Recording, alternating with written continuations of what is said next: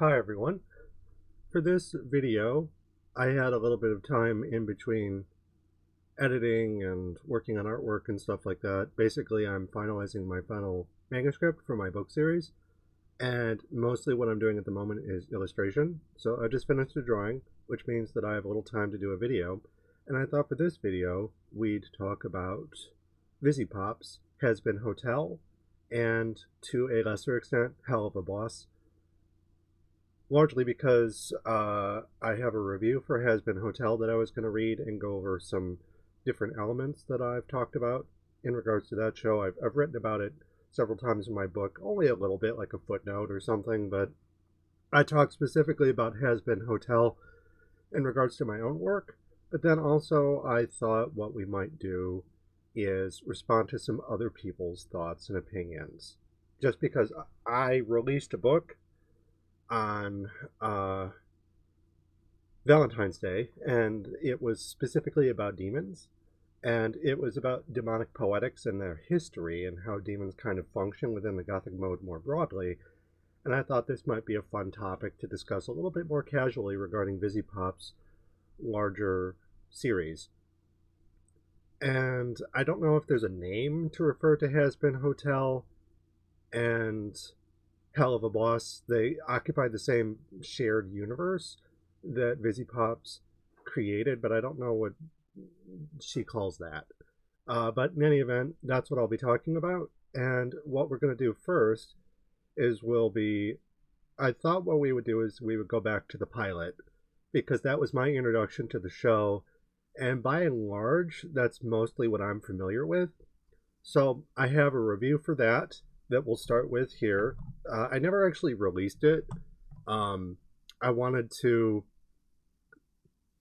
sort of let it stew, and then I let it stew, and then I forgot about it. So I never released it, so I thought I'd read that here. And then we have a couple of videos that talk about the design of the demons in Vivziepop's shows, more broadly, just the character design. So there are a couple of those, one by LerdEldrinBoi and Blackish, and both of them talk negatively about the show in terms of its character design. And I was watching them yesterday and being like, yes, I have some thoughts that I'd like to contribute, but I was like super tired. So now that I've had some sleep, we'll go over those as well. There was another video here, the pilot, and I thought after we read my review, we go over these two videos, just kind of respond to them each in turn. We'll also watch the pilot at the end and just kind of revisit that. And that's about all we'll have time for. There were some other videos that I thought about watching, like Helluva Has to Have the Worst Writing I've Ever Seen by Blackish, and Blaze Fire's Helluva, The Good, the Bad, and the Fandom. I wanted to talk about the opening of this video a little bit. But we won't watch this entire video. And aside from that, we also have a couple of footnotes to my book series, and we'll go over those as well. They're quite short though, so I might read my initial review, go over these, and then we'll go over the video. So yeah, let's do it. All right, so first what we'll be doing is we'll be reading my Hazbin Hotel pilot review. I wrote this on May 7th, 2021. So at this point, the pilot had already been out for over a year, I think. And it was admittedly something that I enjoyed quite a bit. And a little bit of pretext here is that when I grew up watching cartoons, these were the kind of cartoons that, ostensibly anyways, I thought Vivziepop was referencing. And I might talk about this in the review, I forget, but one thing that it reminded me of in particular was the Powerpuff Girls, especially the pilot, the 1996 pilot, before the show officially came out. And I forget when it released on Cartoon Network originally. I want to say in the early 2000s or maybe the late 90s. But So, it's quite common for there to be a pilot, and I really enjoyed the Powerpuff Girls pilot the same way that I enjoyed the Hazbin Hotel pilot, just because it was a bit more, because it's a pilot, you can have a little self-contained episode, and it lets you establish everything. It's usually more fleshed out in terms of the beginning and the end. You want to be able to tell the larger story in small, and you can kind of push the envelope a little bit, because if they don't like it, they'll cancel it. So you want to be a little bold to get people's attention and take some risks. That's the whole point of a pilot. And you also want to cover all your bases. So it basically introduces all the main characters, it suggests the premise, and it can be a little bit more daring and bold than it might be otherwise, because when a show is made and it keeps on getting made, then you run the risk of getting afraid of offending your producers. And when that happens, you start to take less risks. But with the pilot, that's absolutely not the case. So, in the case of Hazbin Hotel's pilot, it really kind of reminded me of the Powerpuff Girls pilot in all the right ways. But there were still a couple of problematic things, and I have the good, the bad, and the ugly. I talk about in this review. So let's read this real quick. It's not very long. It's just a couple pages. We'll read that, and then we'll go over the footnotes in my book series, which again are not very long either. Having sat on the back burner for some time, I'm finally getting around to writing my review for Hazbin Hotel. Yes, it's only a pilot. There's enough awesomeness and problematic bits to write a review on anyways. So let's do this. The show is a happy Gothic fantasy that merges civilized society's moral bankruptcy with its perennial curiosity with the taboo. To achieve this, the show falls back on some typical defaults, feeling aristocratically white while devoting itself to privileged misbehavior. What is Happy Gothic? In a nutshell, it's stories that are fun and joyous versus gloom and doom. There's something to celebrate, not mourn. Think the likes of Tim Burton advancing the modern perception of Gothic past its moodier former nadirs and forward into the public sphere as a delightful nightclub of sugary death and friendlier ghosts. For a deeper look into the subject, I suggest reading Catherine Spooner's book, Postmillennial Gothic, Comedy, Romance, and the Rise of Happy Gothic, 2017. For only 20 quid, it's a comprehensive look at modern reinventions of dark nostalgia. In Vivian's defense, the pilot devotes a special glee in offending everyone with the Hazbin Hotel pilot.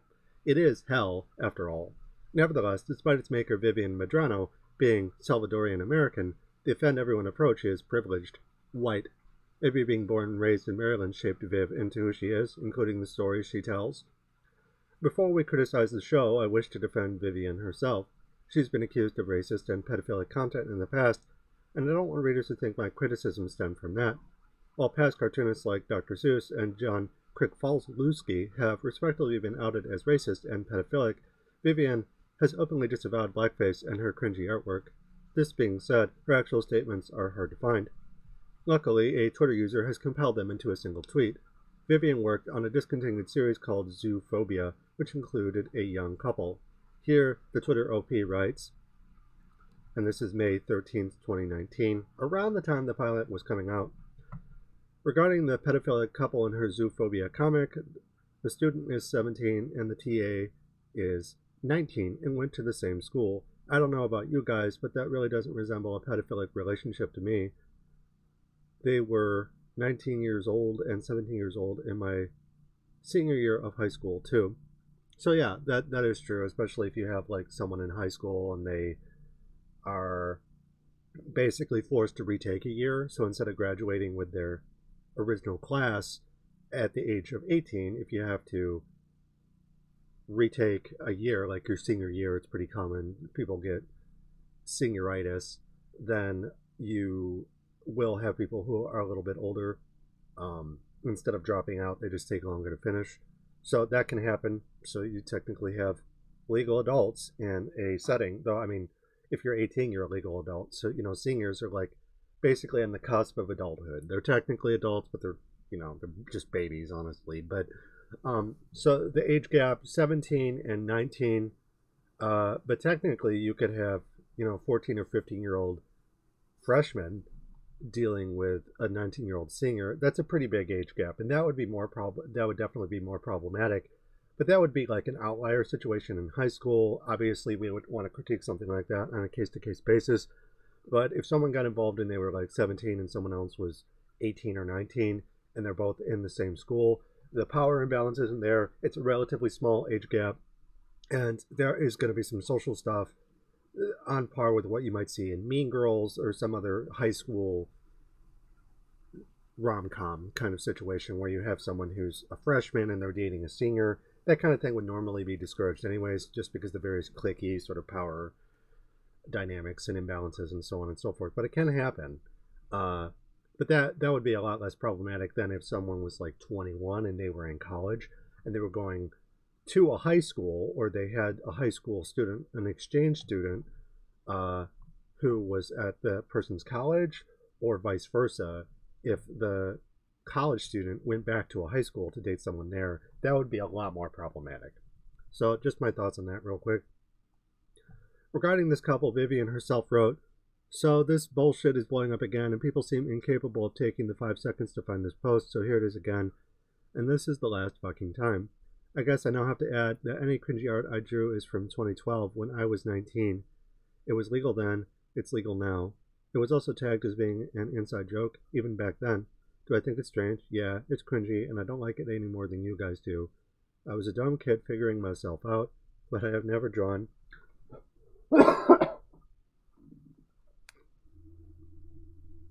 explicit not safe for work, or broken the law then or now. Fucking stop, please.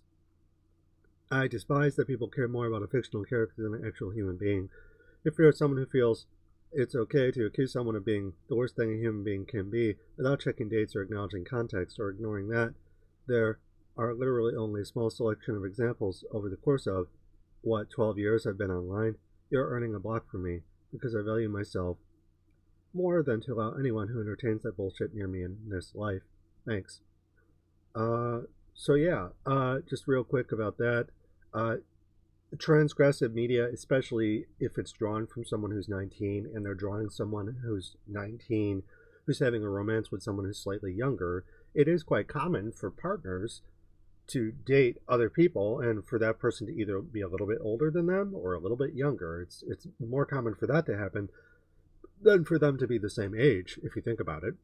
All the people that I've dated have either been younger or older than me. So I've never dated anyone who's the same age. And it's just it's the odds are just lower of that happening. And as far as that goes, I don't know specifically what this particular post is referring to, because this is from a Dropbox link. It's not, it might not even be on Tumblr anymore, but this doesn't link directly to the Tumblr post. It doesn't have the date, but it refers to what she was drawing in 2012 versus I guess 2019, 2020, thereabouts, probably, when she wrote this. I'm not sure what the cringy stuff is. Oh yeah, it's referring to her couple here, so we'll get to that. But I just wanted to say that, when I was 19, I made erotic content too, and I actually made not safe for work stuff because younger people get horny and they have fan fiction. It's just the reality of going through puberty, or even after puberty. If you're 19, 20, 21, you're going to be horny, and you're going to be leaving high school and all the pressures of that situation and being thrust into college for the first time and surrounded by a bunch of other available away from home people that are kind of expected through popular culture to sow the wild oats. And if that doesn't happen, then there's going to be a lot of pent up anxiety. If you're socially awkward, neurodivergent, in my case, then yeah, that can cause people to get pent up. And a very common way to release those energies, apart from masturbation, is making fan fiction, which does involve sexual fantasies. And the ones that Vivziepop made, just at a glance reading this thing here, sound pretty standard. When I was 19, I wrote a story about a girl who lived in a magic castle, and she had an evil, incestuous uncle who produced her out of wedlock with his own sister. So the character was a bastard child out of wedlock and incestuous to boot, which is fairly standard Gothic fare. Read The Mysterious Mother by Horace Walpole, the author of the first Gothic novel. It's the same kind of idea, except in that case it's a double incest yarn. And that goes all the way back to Sophocles and Oedipus Rex. And those stories are not apologizing for incest. They're using them as a cautionary tale about what not to do. And you can't do that without having some instance of the thing that you're trying to avoid. So yeah, if I did something like that at 19, then the stuff that Vivian here sounds relatively tame by comparison. It's like, okay, two people in college were dating each other. All right, whatever. In any event, continuing the review here, Vivian herself states this art wasn't illegal. She was 19 herself when she drew it, and her fictional couple was 17 and 19 respectively. Under so-called Romeo and Juliet laws which prohibit statutory rape under such circumstances, the artwork is actually legal. But like any teenage relationship explored on the cusp of adulthood, there are legal and social ramifications to consider post hoc. Nevertheless, speculating on Vivian's origins isn't the point. Observing what the show provides is. It has been racist and sexist. Does it champion sexual abuse? No, and no. If anything, the characters are in control of their bodies and identities. They might butt heads with other people, but the pilot never exploits its characters sexually. Pun unintended, the LGBTQ community has as much teeth as anyone else. This, I think, is good. Gothically, the show feels pretty standard to me, but largely to perform its main arguments. This is what I will examine next. A closer look. On the surface, the fantasy in Hazbin is fairly default, a caustic Gothic parody of the Disney princess who merely wants to help, the Mary Sue. Viv is clearly partial to the formula, but ridicules it through a past love for wicked children cartoons. Think the visuals from the Powerpuff Girls or Billy and Mandy married to the adult humor from Panty and Stocking, and you've got the right idea. Incidentally, Vivian said that she was actually inspired by South Park, so I didn't really get that vibe from watching it, at least the pilot, but I haven't seen the later seasons of Helluva Boss or the entirety of Hazbin Hotel, the show, so the jury's still out on that one for me. A fantasy take on the myth of the useful billionaire, Charlie, the heroine, wants to privately build a hotel to elevate the wicked, reprobate masses. It's not exactly Batman. Instead, Hazbin finds quieter ways to illustrate economic disparity, not through the symbols, which spell things out plain enough, but by withholding overt criticism. In doing so, the show tacitly endorses these positions as the standard to attack. The privileged remain despite Viv's gesture-like displays. The joke. There's a reason for this. An acknowledgement that people are born different and have well-intentioned but poorly executed ideas. Less like Mao Yin from Big Trouble in Little China, Charlie's more like Gracie Law, a noisy white girl who sleuths after Asian flesh peddlers. Little China and the traditions it brings to America are something for Gracie to investigate. It's her neighborhood. Likewise, while hell is Charlie's home, she's still the awkward, privileged girl who wants to help. The fact that others laugh at Charlie is no secret. Hazbin portrays her as a chaotic moron. The story revolves around her drama, her thoughts, and her feelings regarding other people. She wants to help, but can't understand why others reject her offers. This makes her feel like a failure and alienated from her fellow demons. She wants to help them, but her childlike scheme is all she's got, and her daddy's money. I feel like the show could highlight her privilege a bit more, but it feels less critical and more empathetic of the princess. Empathy is all good and well, but a lack of criticism remains a facet the show could explore. Her critics laugh at her apathetically, but why are they apathetic apart from the fact that hell is hell? It simply is, essentialized. The option to make hell a playground and the princess a silly joke is a deliberate choice of the writers. It doesn't say much of substance, but does invite others to participate, partake of the sugary sin and bombast delivered in the sly veneer of a Saturday morning cartoon for adults. And this magnification is what the show brings into focus. Past cartoons were always this sinful. Hazbin just screams the quiet part. This is where the show has its fun. To sin is the point, and the point is to offend everyone.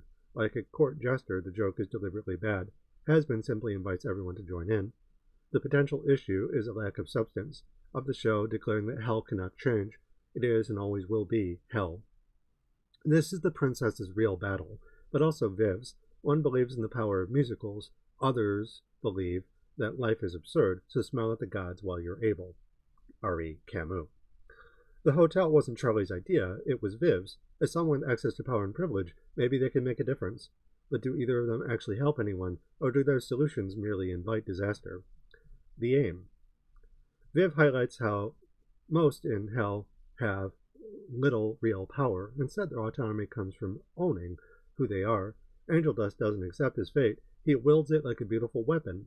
There's a gross pride in how low he'll stoop, but he never feels sorry for himself.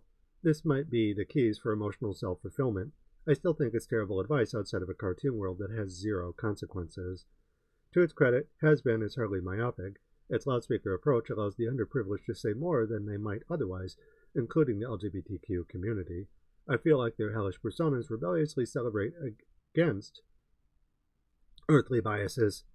Angel Dust personifies the age-old homophobic trope of a sexual, depraved maniac. He just doesn't let it spoil his fun.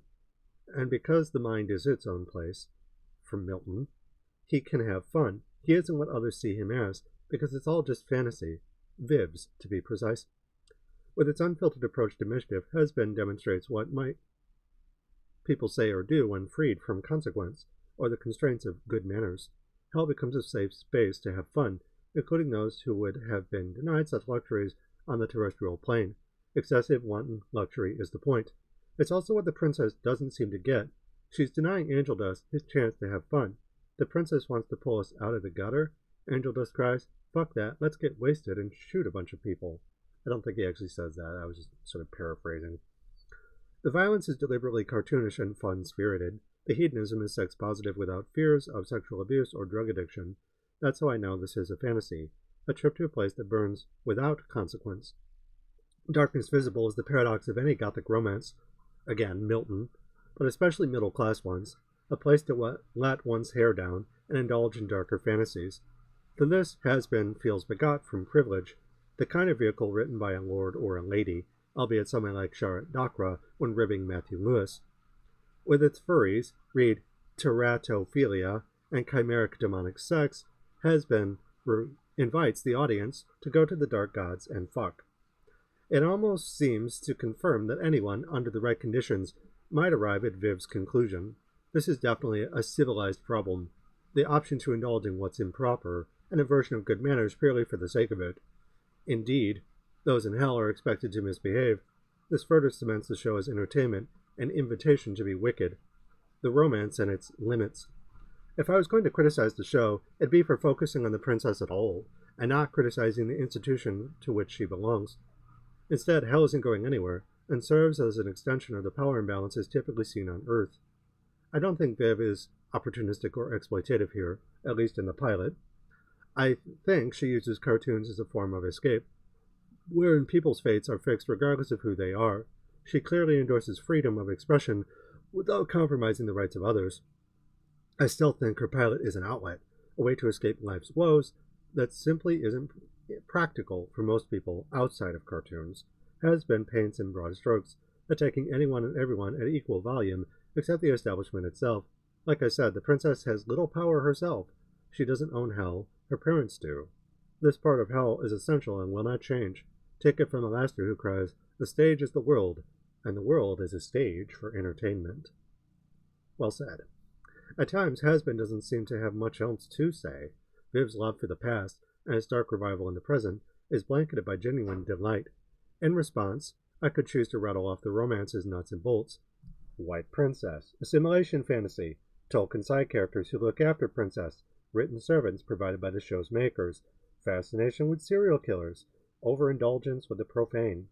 I could harp on how these are symptoms of the middle class, how those who have it good, but not so good that they can't lose it, write such stories to pacify themselves. The story is undeniably that, so pointing out would be stating the obvious. What matters is the performance when the machinery comes alive. The performance.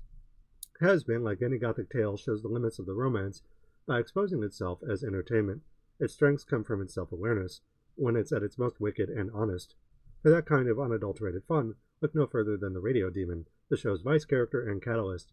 "Why are you helping me?" asked the princess. She may as well be asked herself, because the radio demon, like a black mirror, cheerfully replies, "Pure, utter boredom." The princess ain't got a fucking clue. but our boy Radio does. He's a treat, and I love him. The French and Japanese dubs are great too. So that's my original review of the pilot, not the show, just the pilot. And sort of segueing here, we have just a couple of footnotes that I wrote in, let's see, this is my Undead module, so I wrote this in 2024. Both of these I wrote the same year, actually. So this is from my fourth book, which writes largely about the undead.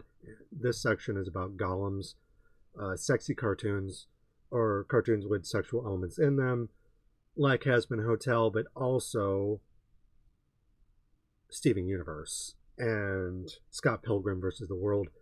We're just going to read the part about Hazbin Hotel, though.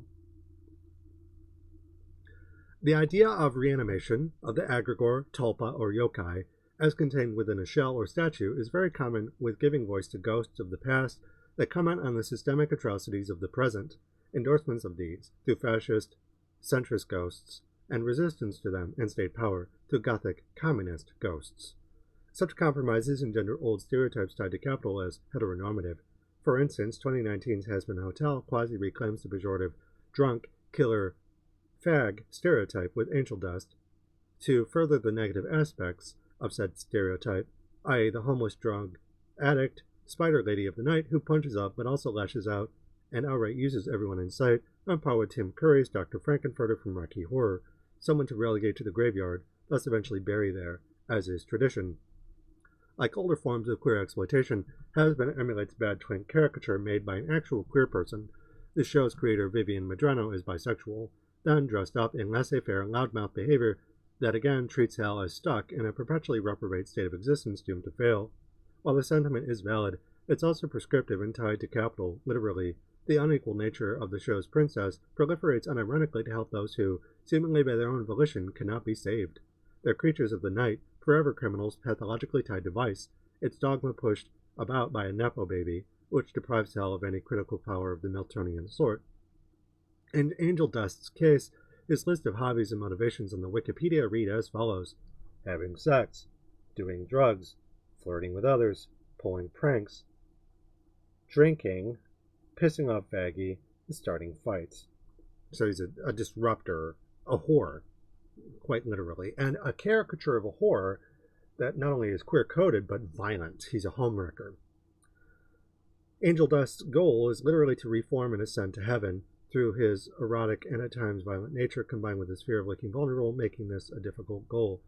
So, in other words, Medrano's whole premise with Hazbin Hotel is to assimilate, treating the rescue of queer criminality as a Disney-fed, real-life Baroness debutante's pipe dream that mocks the vapid, unironically dumb musical, but adopting its essentialist features at the same time. Yeah. So that's sort of my thoughts and feelings about Angel Dust. In the original show, he is a problematic character, even in the pilot. So this is largely what I'm talking about. Also, real quick, he's supposed to be a spider.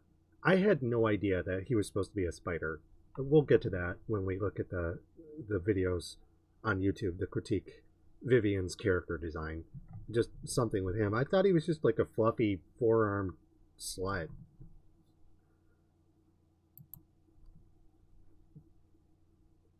This is from my poetry module. So this was me talking about musicals. And I did have a little tiny footnote about Hazbin Hotel. And this was in 2024 when I wrote this. So I was actually critiquing the show proper, not the pilot at this point, but the show. Rule of thumb, the more musical something is, the more camp potential it has. Though this, like any monster dialogue, can absolutely be gentrified, as Wicked the musical shows us, but also Vivian Medrano's 2024 Hazbin Hotel, which varies considerably from its original 2020 pilot, demonizing angels, but not talking about God one bit, or as Volume 1 writes, quote, a similar tactic to many post-Miltonian works whose satanic poetics darkness become blind towards critiquing patriarchal institutions. For example, Hazbin Hotel doesn't even mention God. instead treating good and evil as essential, tediously and unnecessarily reformed by a white Nepo baby hotel funded by a serial killer, no less. Worse, her iconoclastic parents, Satan and Lilith, had been chained to the nuclear family unit as bourgeois. The white princess's plan does suck, so her plight, of people not liking her stupid, small-minded idea, is an entirely unsympathetic one built on privilege, not rebellion. Its real-life author's hard-fought success is likewise a thoroughly gross compromise with a giant mega-company churning out blind Rocky Horror-style pastiche, specifically Amazon. Like Tolkien's Sylvan Trees, the author canonizes camp, regressing towards outmoded debates and harmful caricatures, aging Angel Dust as the reprobate queer sex worker, while profiting off them. In regards to any monster dialogue, a tradition probably not starting with Tolkien camping Paradise Lost, but certainly the one my thesis volume focused on. When something becomes canon, you gotta camp it back. Alright, so these are my thoughts on Hazbin Hotel, largely the pilot. Now what I thought we would do is we would watch a couple of videos that talk about the problem with Vivziepop's character design. This is an art rant, and this is by LerdEldrinBoi, and this was 8 days ago. And we'll just read the description here. My first ever long-form video, and for a starter, it's an art rant about Vivziepop's character design philosophy. It's very divisive, with many loving and many hating the design. I unfortunately am on the hating side, and this video is to explain my reasons as to why. If you have any issues with my video or any points in retaliation to my own, then feel absolutely free to share them, so long as you're not rude about it, of course. The last thing I'd want is for my word to stand uncontested if it's flawed in any way. Alright, challenge accepted. So we will watch this, and then we'll respond to it. Or rather, we'll kind of just, for the sake of time, I'll watch it and I'll pause the video and just kind of give my thoughts on it from scene to scene, basically. So yeah, here we go. So Hazbin Hotel and Helluva are two shows that I'm quite vocal about my disdain for, at least to friends. There are... Alright, so real quick, I haven't watched Hazbin Hotel, the show, except for the first episode, the first couple episodes, and the pilot, obviously. And then Helluva, I've seen season 1. So I haven't seen season 2, and I guess they're getting ready to gear up for season 3. I don't know anything about any of this. So when I saw this video, a lot of what he talked about is actually new to me. There are many problems that these shows have that just make them very hard for me and many others to enjoy. Real quick, I just want to say, I really like your background design. It kind of reminds me of, there's the background image to Sonic CD, where it's like this evil Sonic sort of cryptid. It's the origins for that, and it's just sort of like creepy and weird looking. It kind of reminds me of that, or Rugrats, the original cartoon, the opening title font. Bum bum bum bum do do do. It reminds me of like a 90s cartoon, but like an evil one, Real Monsters or something like that. So, and I love the colors and just the overall look, and you have your little floating eyeball here, kind of like the Eye of Sauron or something like that. And in regards to your character design itself, it's obviously a bit more grotesque, also like Real Monsters or something similar to that.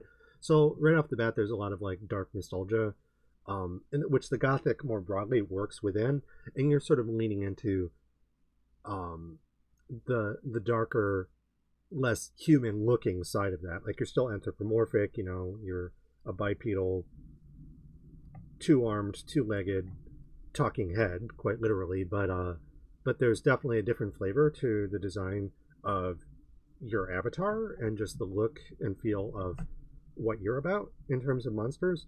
And I just want to say I think it's cool. From the characters constantly reverting to zero, to the shocking lack of maturity for adult shows, to the lackluster humor, etc., etc. There are a lot more problems that...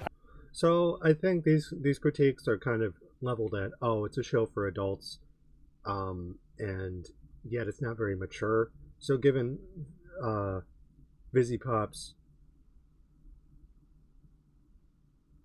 favoring of shows like South Park, that doesn't really surprise me. It's like, oh, it's for adults, but then the Matt Parker and Trey Stone, when they made that, were literally doing like a medieval puppet show. And that tradition isn't anything new. I mean, that goes all the way back to the medieval period and the shadow plays of Plato on the cave walls. Like, it's one of the oldest forms of theater. If you watch the Dark Crystal, Age of Resistance, where they have the puppets doing puppets, that ancient and noble art, puppetry. And so it's a very ancient form of expression, and especially in the medieval period, the form of the court jester using puppets to basically speak truth to power was something that serfs could do, because otherwise that was like the only voice that they had. The problem with Vivziepop is that they're a middle-class American, so they're not actually a serf critiquing power in any demonstrable way. They don't have any kind of irony. So I think that's what the maker of this video is talking about. I could talk about in length, but the one aspect I want to focus on for this video is the character designs. Now, Vivzi's art style itself... So real quick, I just want to say, if you look at all of these characters, part of the problem here is she's obviously going for a color scheme, but all the characters have the same color scheme. So the only thing that really sets any of them apart is Angel Dust here has a slightly bluish looking hat on, and it sticks out like a sore thumb because everything else is white, pink, and black. Except for the radio demon, who's red, but that's basically pink. So, and this guy, like, and they all look very similar to each other. And I get, you know, with Tim Burton, you know, you're trying to that auteur kind of thing where you're trying to create a brand. But I will say that I can't really tell these characters apart. And I've seen the pilot, and most of these characters, if not all of them, are from the pilot. So they all look the same, and this is just kind of a garbled mess. And it's not to say that, you know, individually the character designs are okay. You know, they look different enough from each other that they don't look identical. But when you put them together, they're similar enough to each other that they start to feel homogenous in a way that it's like, I can't tell any of this apart, you know. And a nice simple way to do that is just to have different colors.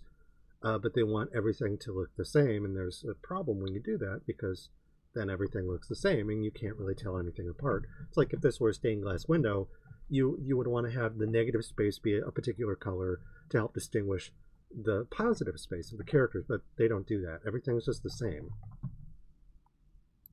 Isn't bad. I think the art in the two shows is completely fine, even if it's not my cup of tea. What I do have a problem with, however, is the way she designs her characters. Now, I'm not alone in that opinion. Her designs are very divisive, though I feel that many of the conversations that address the problems often have very pointless arguments, which is quite sad considering there are genuine issues that could be addressed. So this video will be me discussing what I see wrong in Vivziepop's character designing philosophy and giving advice on how I think it could be improved. Before we start this, please keep in mind that all of this is just my opinion on the matter, and nothing... Slight technical thing real quick, and I don't really have any room to talk just because I don't have a pop filter, but I also don't have my mic directly in front of me. It sounds like you need a pop filter because your pop is very pronounced. Just an audio thing, doesn't have anything to do with what you're talking about. I say is gospel, especially when it comes to something as subjective as... Sorry about that. I had a phone call. I can't remember what this guy was saying, but I did want to comment on the art that he has real quick. And one thing that I'll say is that a lot of times with demons or monsters more broadly is that they tend to be built off what's most immediately at hand.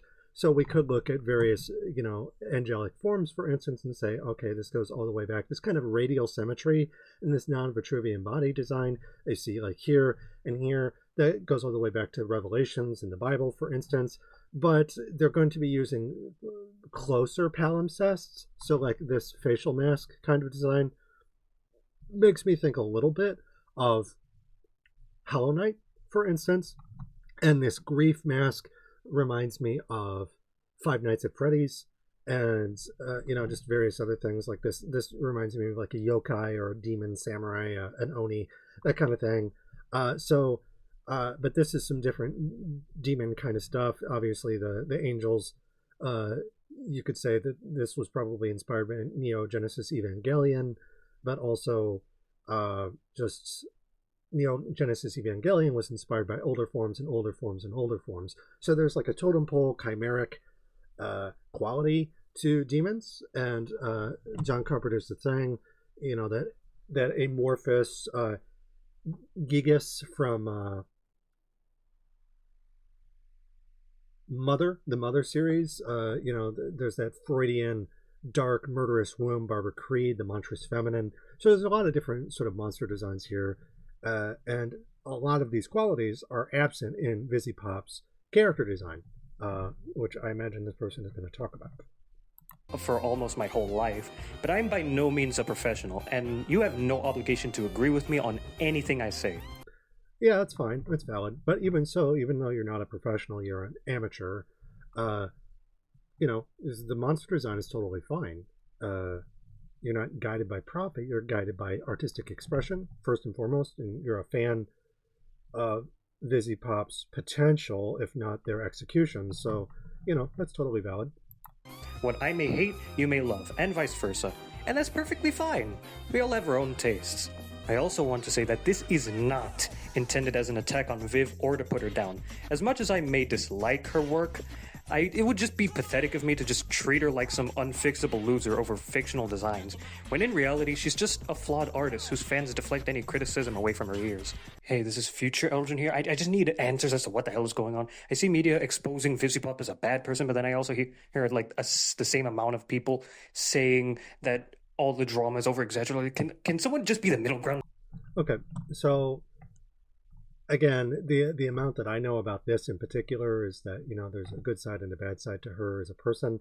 The amount that I've looked into it goes as far as the review that I wrote of her pilot. So, there was some stuff that she did back in the day that is basically showing her age when she made it. She was 19 years old and she had a 19-year-old and a 17-year-old in a romance together. But as far as I know, she's never done anything worse than that. But I've heard, different stories about how she treats her employees, and, she swaps out, different voice actors, and, she has different animators and stuff like that. As far as whether her treatment of them is good or bad, I couldn't tell you just because I haven't looked into it. And tell me which one is more correct. Like, what the fuck is going on? This video is just meant to serve as constructive criticism in the hopes that maybe you guys, and by low chance Vivziepop herself, can learn from it and avoid any mistakes I point out in the future. Now with that out of the way, let's get to the main points. So to begin, we have one that's more of an issue of the medium that the shows are using, rather than the actual design quality. A lot of characters in the two shows either have lots of small unnecessary details or an excessive amount of colors that clutter the design, examples of which being Husk with his small wing patterns, and Beelzebub with her absolute color vomit of a design. By the way, speaking of Beelzebub, I will talk about her in length a lot later, just to let you know, okay? This in turn makes for characters that can sometimes be hard to discern certain important features from, as there are a lot of things on the design that fight for your attention all at once. However, that is not my main issue with the overdesigning. My main problem is the fact that these overdesigned characters are used in animation. As someone who does animations from time to time, I can say with full confidence that it is a nightmare trying to make even simple characters move in a way that doesn't make me want to get neck kisses from a noose. Adding so many needless details. So yeah, just real quick, my 2 cents on that. I haven't really done animation very much. Back in the 90s, I had access to an old Amiga computer, showing my age a little bit, that had an animation software, and it was basically, you could do it frame by frame. And I used to do animating back then. But that was like literally like Microsoft Paint, but as an animation software, and I can't even remember the name of it now. The software in particular, but I did do animation back then, and it would have been limited to a mouse and a keyboard and working with DOS essentially in floppy disks. So the same kind of idea, but my ability, you would have to stick to very simple or like blocky sort of color designs. And I was like 7 or 8 maybe a little bit older than that, maybe 10 or 11, but I was like in elementary school and middle school when I did that kind of stuff. Some of the stuff I did, I remember doing an animation of a building collapsing in the style of Duke Nukem 3D, where the building collapses and there's all the explosions at the bottom, and it's all very dramatic and stuff. And I remember that turning out really good. A lot of the other stuff I did wasn't quite as good, but I was very proud of that. So this would have been in like 1996, 1997. So I was about 10 or 11 when this was going on. And this was on my uncle's old Amiga. And it would have been old at this point because he would have had it in the early 90s. So the computer would have been probably 3 or 4 years old at this point. That was my experience with animating. But even, just looking at cartoons from the period, like on Nickelodeon, you had Doug, Ren and Stimpy, Rocko's Modern Life. The character designs were simple enough that they could appear basically how they did as a cartoonist would produce them on a newspaper clipping, like the funnies for the colored comics of a Saturday morning post. And that you're basically taking the character that it appears in on the page of a Sunday morning colored comic, and you would replicate that. And that was a very common approach, and it would be no more complicated than that, because the whole point of a cartoonist is you're supposed to be able to work quickly. So it's not just the ease of animation, but also just not having a lot of detail, because you see that with Ren and Stimpy, where they would have like these really, really highly detailed shots, the really abject, gross kind of shots in particular, that just have a lot of extra detail, and it was very painterly looking compared to the normal way that Ren and Stimpy would look. But that actually made it nearly impossible to finish anything on time, just because everything was so detailed. So that kind of ties into what the author of this video is talking about, where they say, like, look, animating detail is difficult, whereas the way I see it, it's also about replicating that cartoon-like design of the comic that people would recognize from like a Sunday morning post, and they would open up and see Garfield or Heathcliff or the Buckets, anything like that, and you would want to be able to have it be a transition. And there's a faithfulness, but also an ability to just draw quickly, period. A cartoon style is simple just because you can hammer something like that out over, a single week, or even in a single day. Someone calls you up. The producers would call people up in the old days, be like, draw something for me, have it on my desk by the end of the day, or even in a couple hours. I need something chop. So there's a couple, ease of production and faithfulness are something that also tie into this. But Vivziepop just has certain things that also, as this person points out, aren't easy for animators. It makes their job more difficult, regardless of what timetable they have. So like John Kricfaluski with Ren and Stimpy made his animators' lives a living hell very similarly, because he's like, I have all these demands, and it looks really good, but it's also a huge labor sink. And there would just be a crunch time, and working with networks and stuff like that.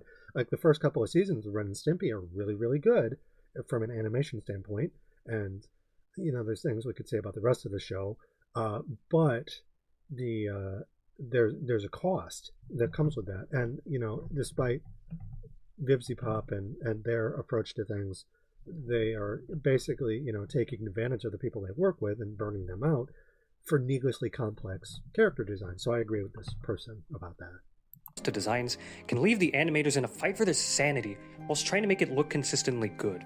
If you intend on doing something like comics or just plain illustrations sprinkled in a book, then you are allowed more liberty with detail, as you have way less stuff to draw. But if you want to make characters for animation, you need to restrict yourself to much fewer additions to the designs for the sake of removing workload from the animators.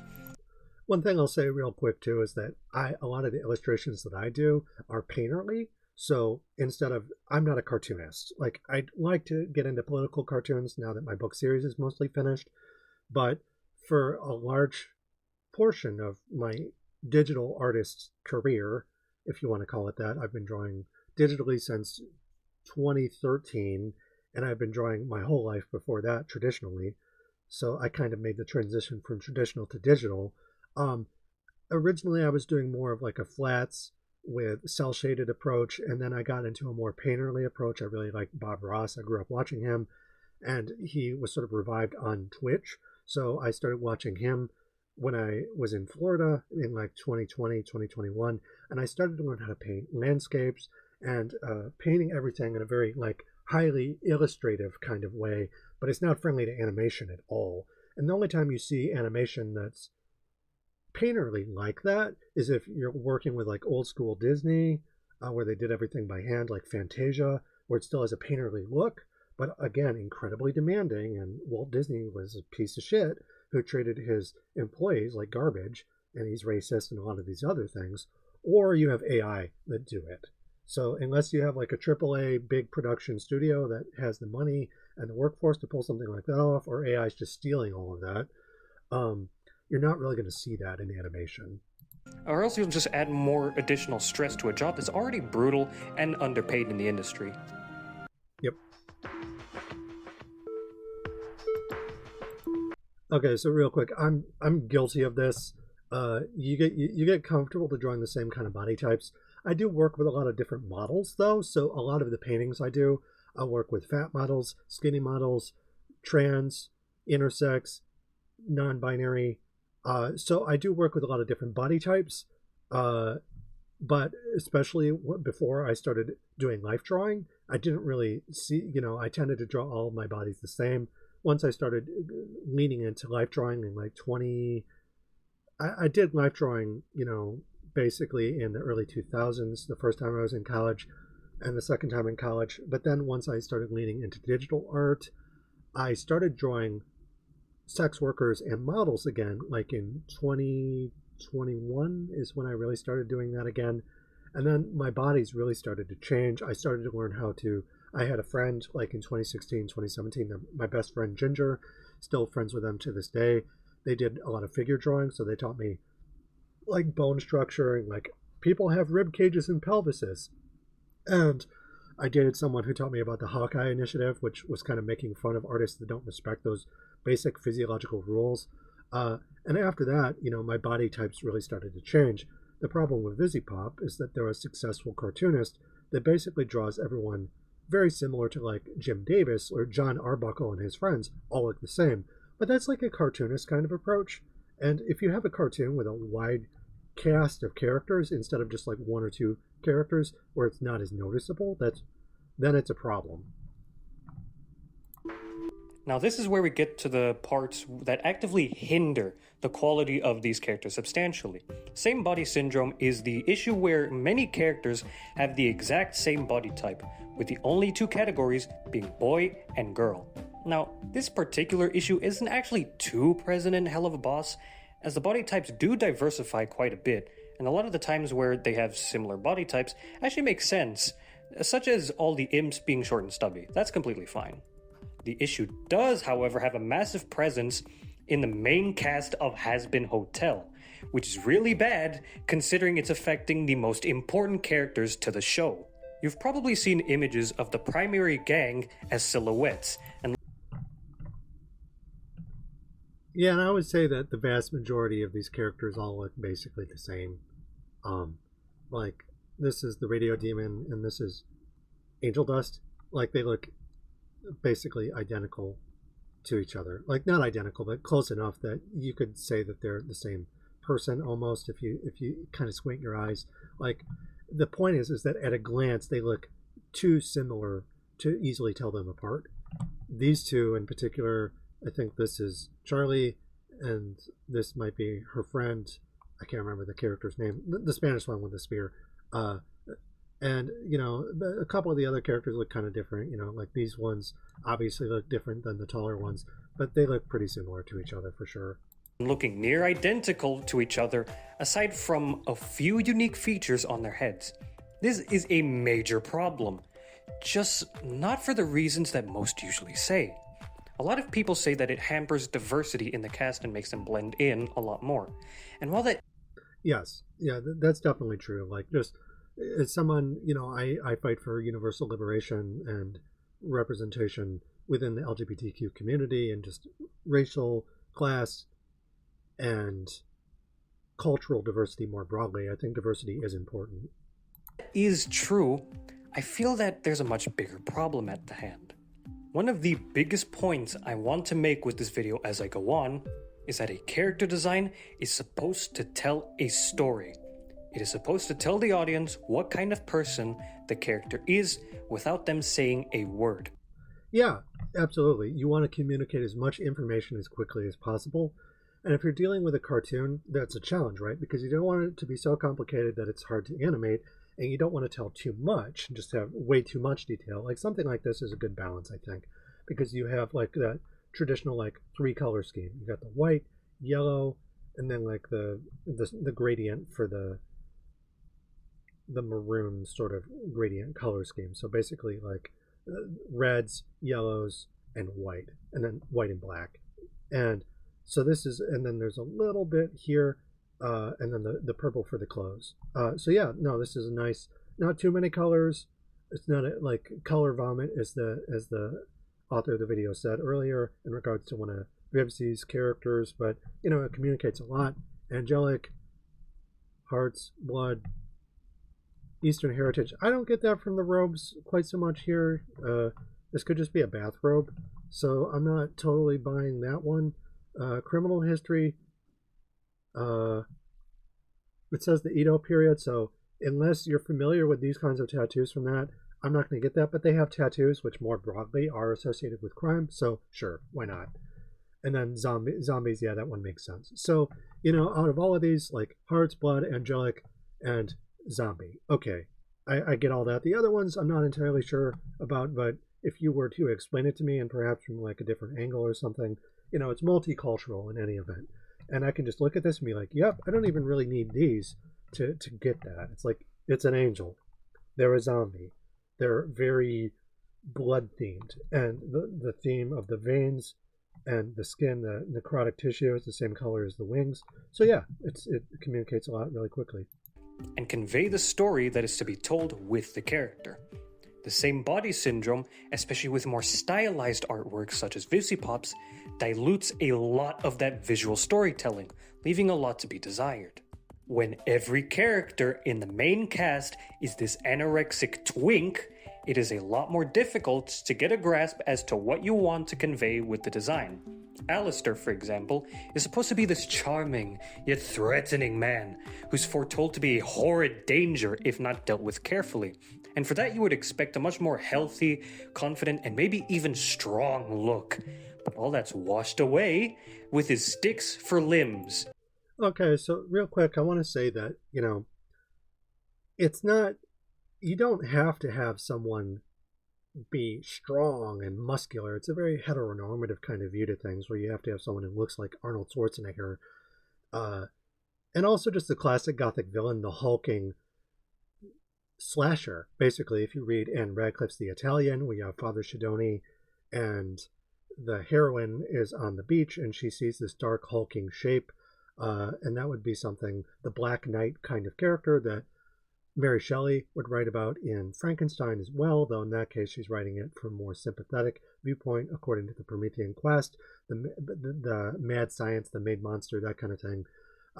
But to say that something can't be threatening because it has thin, spidery limbs, I don't think that's really a valid criticism unto itself, because, I mean, even if you watch, say, the Korean film A Man from Nowhere, or one of the characters is like a killer twink, basically, that Dennis Cooper Frisk early 90s reclamation of twinks, or Greg Araki's The Doom Generation, where twinks are in peril, but they can also be dangerous or murderous.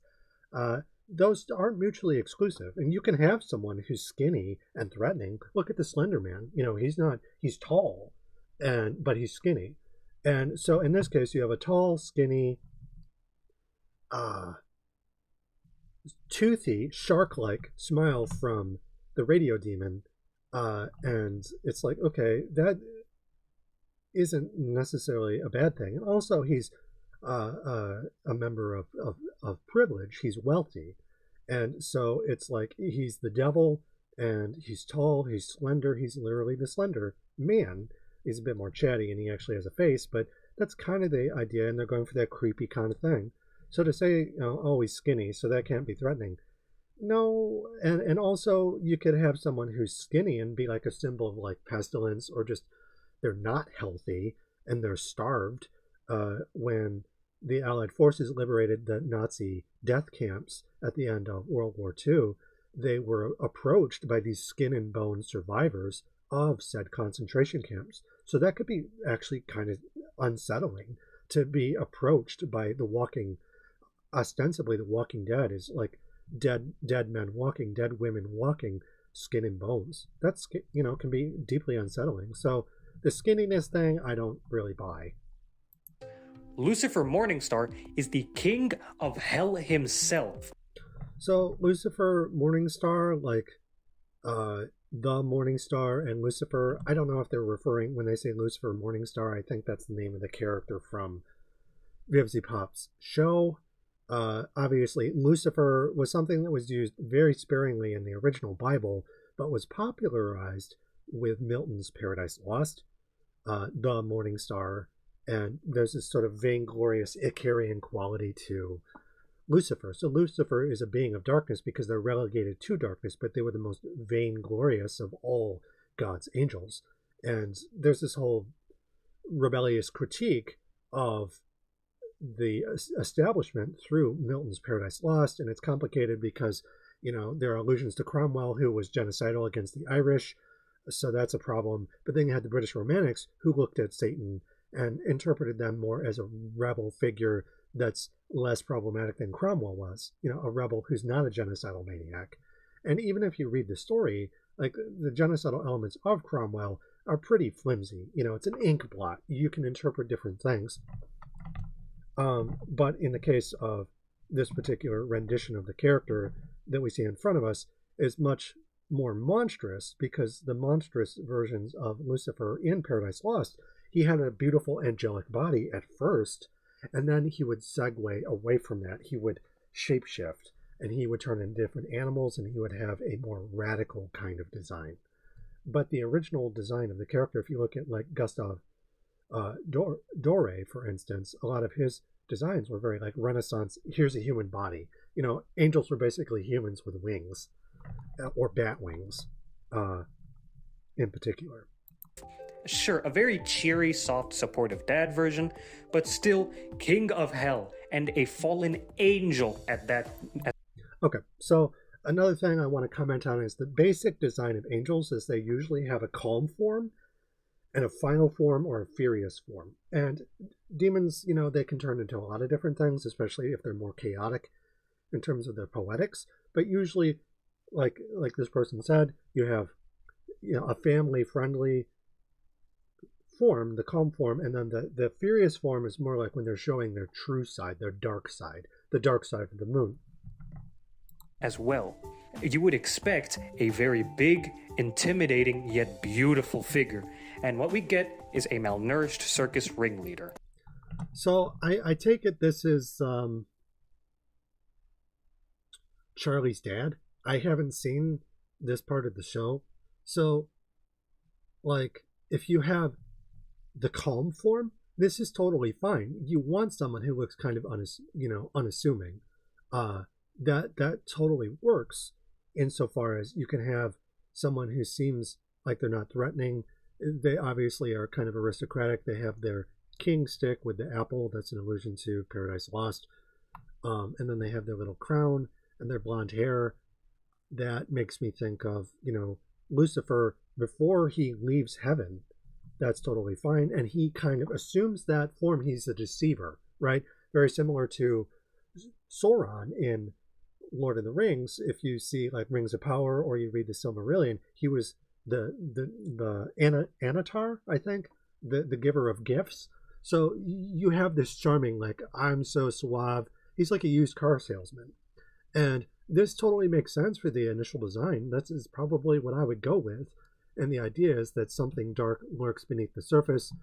I think what this person is sort of hinting at is that they would like something closer to their original character here where there's some like dark elements to them that are on the surface, but that's not always how deception works. So as long as like the initial character is the mask that he's wearing, I'm so suave, I'm so slick, I'm the king of hell, it's fine so long as you have a dark form.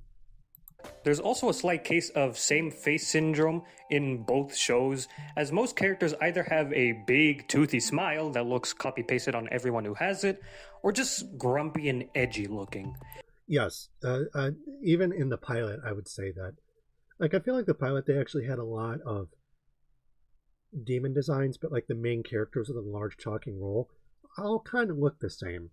Like, they all look kind of Vitruvian. You know, they have that Nordic model where they have a normal symmetrical body, not a radial symmetry, but a human symmetry.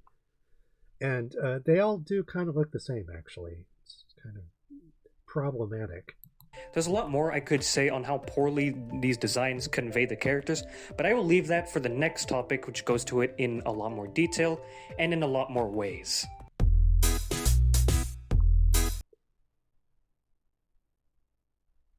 Like, Woobification and is not a term that I'm familiar with. Like, the automatopoeia, I kind of get it. Like, okay, everything's cutesy. And earlier when I was reading my review of Vivziepop's pilot, I mentioned Catherine Spooner's Happy Gothic, so this is kind of a symptom of that. And it's fine up to a point. Like, the problem isn't the cutesiness, because you can have cutesiness and then sort of transition into something more like Krikfaluski's Ren and Stimpy, where it's like very abject and like beautiful darkness sort of thing. So it's not fine to just have Woobification if you treat it as a mask that you can remove if you want.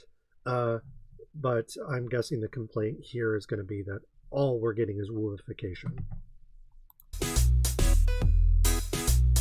So this point is kind of a bunch of related points joined together, and it's also my biggest gripe with the designs by far. I could look past all the other problems and tolerate the designs were it not for the god-awful Woobification of characters and overall poor conveying of them in both shows. To explain what I mean, let's take Beelzebub, probably the worst designed character of the two shows and the perfect example of this issue. Okay, so real quick, when I first saw this design, I'm like, oh god, like if you look at this particular image, and just the angle of it and everything, it isn't the best shot of the character, and they're also just kind of presented in a vacuum. And it's important to recognize that the character is something that is normally presented in a setting, because right now you have them against the purple and black background, and they just kind of stick out like a sore thumb. And like, if I look at the character, and if I were to add like a bunch of rainbows and stuff like that behind the character, you know, so, or you could present them from a different angle, or you could shade them. I might even draw this character and just be like, okay, I'm going to try and see if I can do something with it. Because it's like the idea of the character is actually kind of interesting, because it turns out they're like a lava lamp, and they have like this lava lamp kind of tail. And the song Cotton Candy is one where they're kind of singing about a particular kind of gluttony, because this person's going to explain here in a second, this is gluttony, but they have a very Dante-esque idea in their head of gluttony. So they think like the 7 deadly sins from David Fincher's Seven, where you think of the fat guy who was force-fed to death in that film.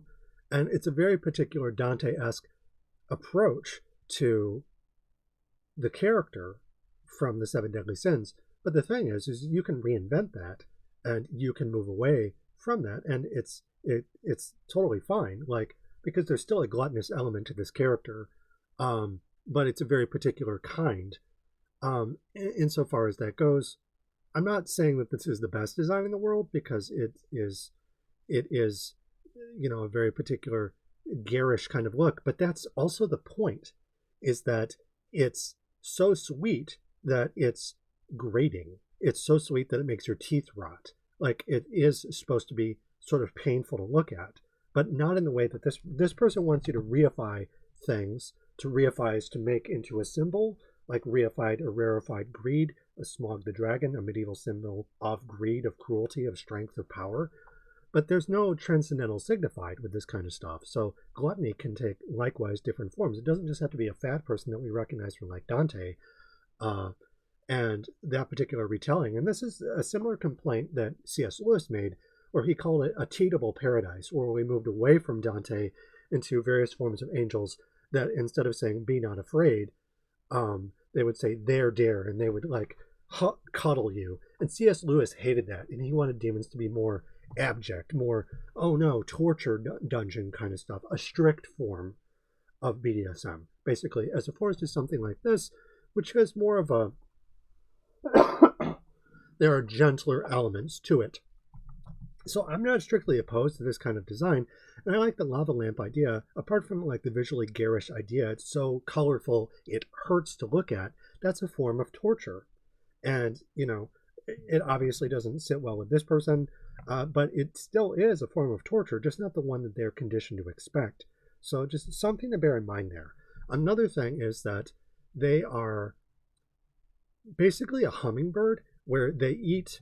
You think hummingbirds are supposed to be like this, like they're not fat, but they eat a lot. They're gluttons, and they're constantly eating nonstop. And that kind of thing is like, if they don't eat, they die, and they have to eat sugar. So this person, like cotton candy, that's sugarous, like there are animals like that are gluttons, and especially hummingbirds in particular with their little wings. They're kind of a cross between like a queen bee, the multiple arms, the insect kind of design, but also the wings make me think of a hummingbird. And like, I'm not saying this isn't a messy design, because it's a total fucking mess, but at the same time, it's a chimera, and that's literally what chimera are. They're messy. So in this case, it would be nice to see a bit more of the hummingbird element, because that I think would support the gluttonous element, where you have to keep eating sugar, sugar, sugar, sugar, and she's treating people like sugar that she can suck up and eat, something like that. The Countess from the Darkest Dungeon, except in that case it's like sanguine or blood, but in this case, you know, treating people like sugar is a commodity for her to suck up. And she's also, I think the song is I'm Cotton Candy, so she's so sugary that you eat her and she's like junk food basically. That's a totally valid thing, and she has to keep eating and eating, and her stomach is like a furnace. And again, the lore isn't communicated very well in the show, but that's neither here nor there, because we're just talking about the design, and I can do whatever I want with that. I could do some really interesting fanfic. And it looks like she has antenna, you know, so too. So it's kind of hard to see here just because of the black background and stuff, but she she has antenna, and she's a fox demon, so she's a sex symbol, but she's also kind of insectoid a little bit. And the hummingbird element is kind of what I think of. So there's a lot of different chimeric elements. That's, you know, pretty on point with demons. And again, the sugary stuff is the junk food element, the, you know, the eye torture in terms of there being so much garish color. You know, it makes sense. Does it leap to mind in terms of a canonical interpretation of Beelzebub? No. But I don't look at this and immediately hate it. I'm not a big fan of the drawing itself, just because like the angle looks a little funny and stuff like that. But I saw the actual animation itself, and I didn't hate it. And I guess real quick here,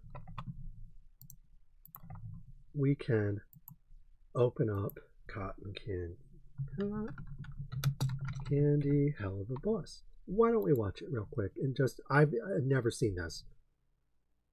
So let's do it. And real quick before we start this, the whole thing is demons are vice characters traditionally, so even if they're gentle versus strict or some combination, it's a spectrum. They're making some kind of offer. So she's holding, Wolf Girl Luna is holding a chalice of some kind, you know, like the broth of oblivion, that kind of thing, and she has to make some kind of deal. I'm guessing. I've never seen this.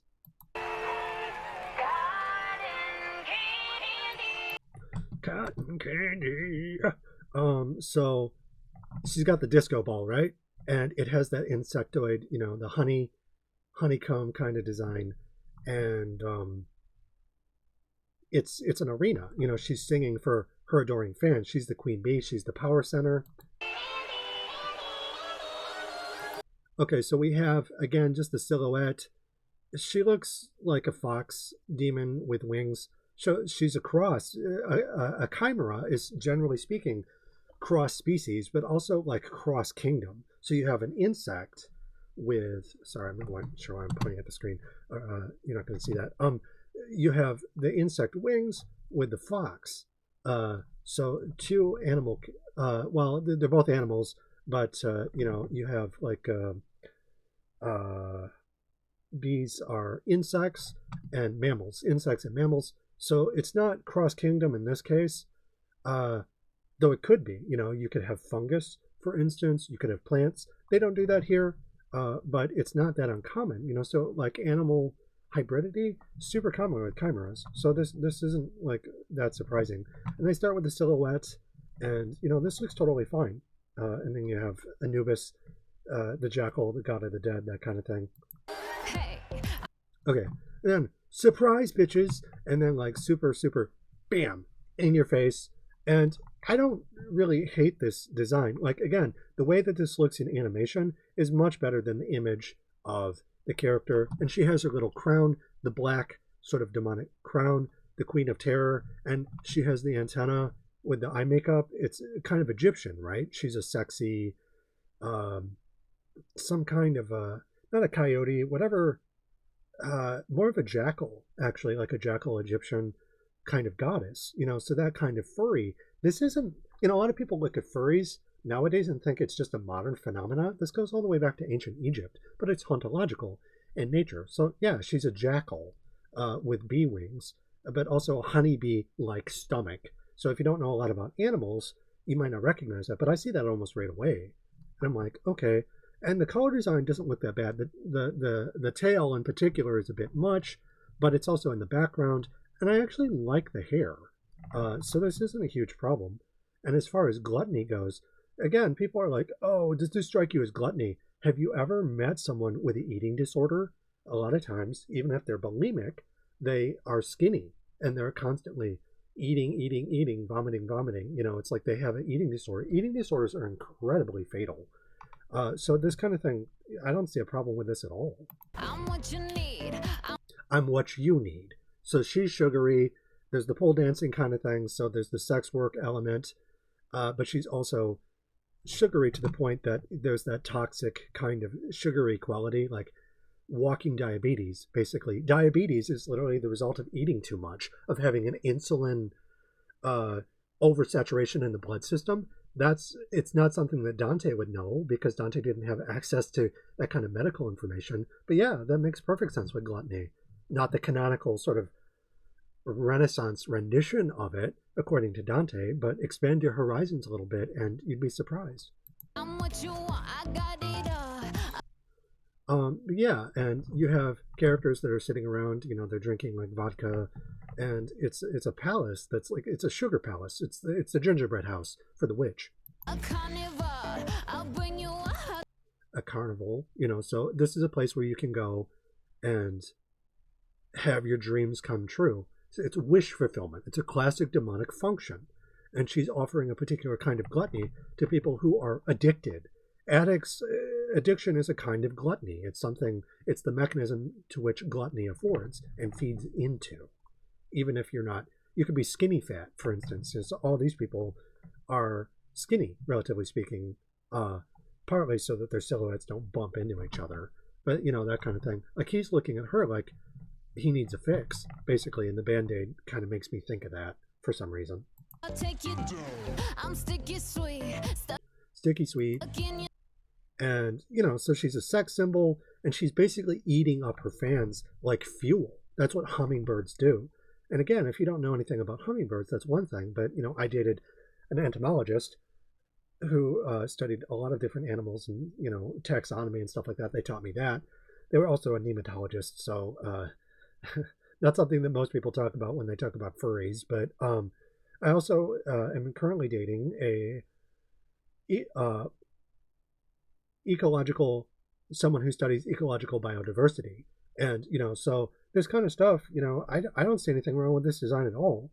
And honestly, it works totally fine in terms of just the overabundance of color. And really, like, there's the yellow and the gold, and then there's the this is just largely primary colors. red, blue, and yellow, and it's just variations of that. And then there's a bit of like secondary colors, like mostly purple. But aside from that, it's just primary colors. So this makes sense to me. And she has that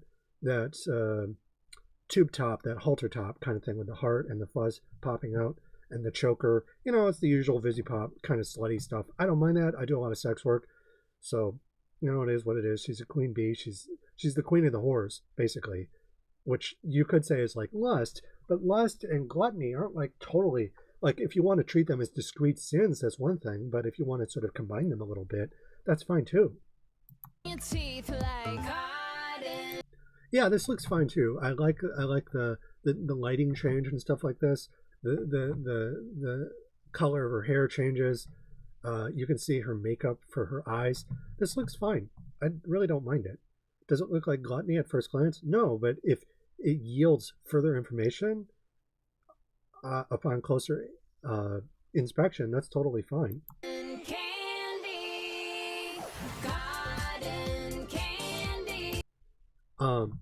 So, and then she's like, yuck, gross. So I don't know why she's making that face. Like, she's the kind of character who hates everything, so maybe that's just how she's vibing. And it seems like a lot of people that are attacking this, they're like, everything's kind of the same, I want something different. You can clamor for that, but just looking at the character in isolation, like, I'm a whore, I'm a witch, and I fight for sex worker rights, so this kind of thing doesn't really bug me.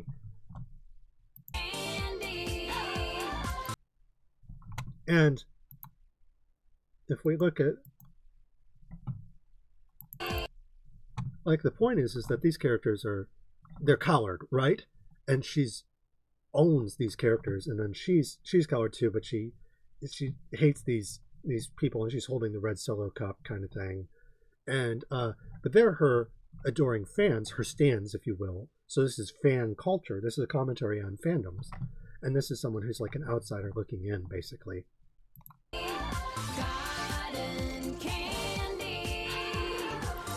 So she's it's the bread and circus thing. She's instead of throwing loaves of bread, she's throwing sugar to her adoring fans, and they eat it up without thinking.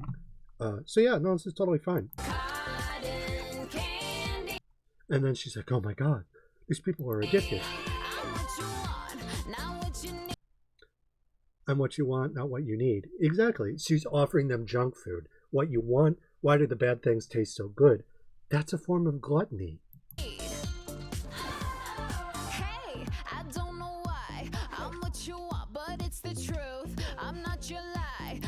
So this could be a critique of capitalism, because capitalism is constantly offering tasty junk food to us that's really bad for us. And you have these youngsters with their backwards baseball caps and young puppy. It's literally puppy love. So yeah, no, this is a form of gluttony. You could also say it's lust, but gluttony and lust aren't mutually exclusive. As long as you don't interpret it in terms of things being discrete the way that Dante did, it's totally fine. Let them eat cake, let them eat pie. Let them eat cake, pie. These are more like Zoomer terms, but also Marie Antoinette, Queen Bee. Or better yet, let them eat cotton. I think that this looks fine, like the way that you have the stomach, the tail, like she's literally she's internalized with like magma, and she's like lighting it up in a very rave kind of way. I think of that clock of the time dragon kind of thing from Wicked, but it's a goetic room. This looks fine. Love the colors there. I work with a lot of colors, though, I should say, so I'm very used to it. Almost reminds me of like Hotline Miami or something like that. So if you're adverse to lots and lots of color, you're going to hate it. And one thing I noticed about the other person's video, we'll get back to them in a second, is they're very much not about that colorfulness. They want that Dante-esque abject kind of demonology. And that's definitely not what this is. But it still speaks to consumer culture as poisonous. Not all that glitters is gold. And a very, like, the Little Mermaid swimming up towards the screen. And again, this design looks good, because normally all of the colors don't show up the way that they do in that other still image. It's like under certain lighting, only certain colors show up. You see this in ultraviolet settings with birds birds or bees, where certain color schemes will appear that under normal lighting don't. So, you know, I think that this looks pretty good. It kind of reminds me of, apart from some of the other examples that I gave, like Hotline Miami, it also reminds me of James Cameron's The Abyss. You know, so it's very colorful, like an aquamarine kind of thing. I don't, you know, and but that was based off like 80s poster art, the artist for Asia and several of their albums. So, you know, it's like artists take from other artists. This doesn't, Vivziepop didn't just come up with this. You know, this is referring to other artists of a similar colorful style. I'm like that too. You know, I have a lot of art that's very, very colorful, and we're colorful in the sense that you have more than 3 colors going on at the same time. Because a lot of times I'll have like a 3-color kind of scheme, but then I'll have like rainbows and sparkles and shit. You know, so that's basically what's happening here, and I don't hate it. But I'm also a particular audience. And amid all that color, though, you have her eyes, that Egyptian sort of, the jackal, Egyptology kind of thing. And I'm not sure what this is, one of her legs maybe, or her tail, I forget. But then her crown. You know, so there's the black elements of it, but then the color, and her color scheme is actually changing as she dances.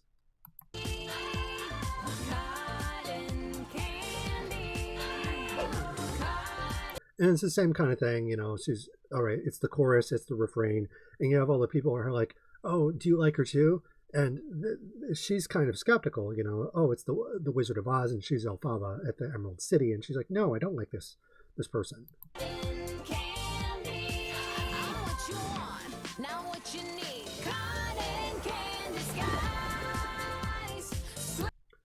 So again, now she's in the honey, right? And she's got that sexy kind of pose, and suddenly everything's orange.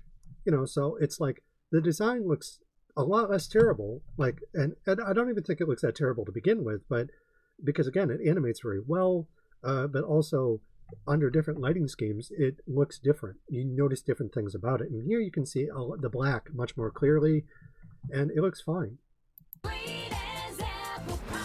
Does it look like Gluttony? If you know anything about queen bees, bees are these fat little insects that are in a eusocial society that are worshipped in a particular way. And humans have a similar, you know, superorganism type quality to them too. We're not completely different from each other.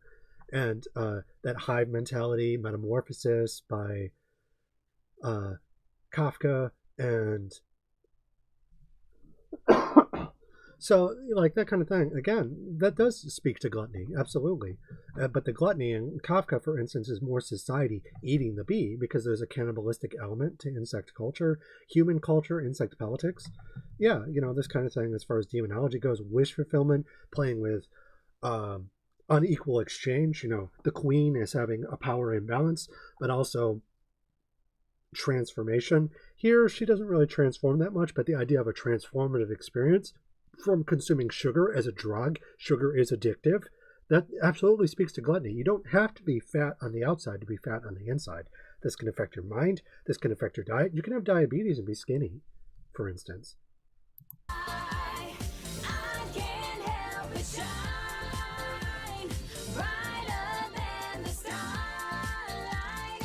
So very Icarian, right? Brighter than the stars, and her eyes are full of light.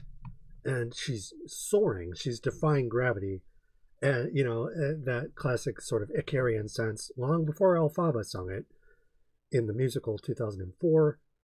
But there's a hubris, you know, the flying high, but she's on a sugar high, a sugar rush.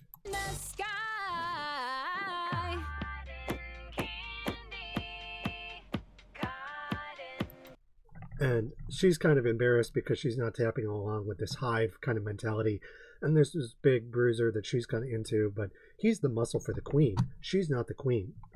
And yeah, just some, you know, so she's kind of like, oh, I don't feel addicted. And they're all holding the red Solo cup, you know, drinking the Kool-Aid. I wonder if she drinks it by the end of the video. Yeah, cotton candy, I'm what you want.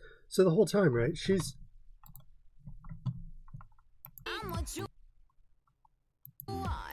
Oops.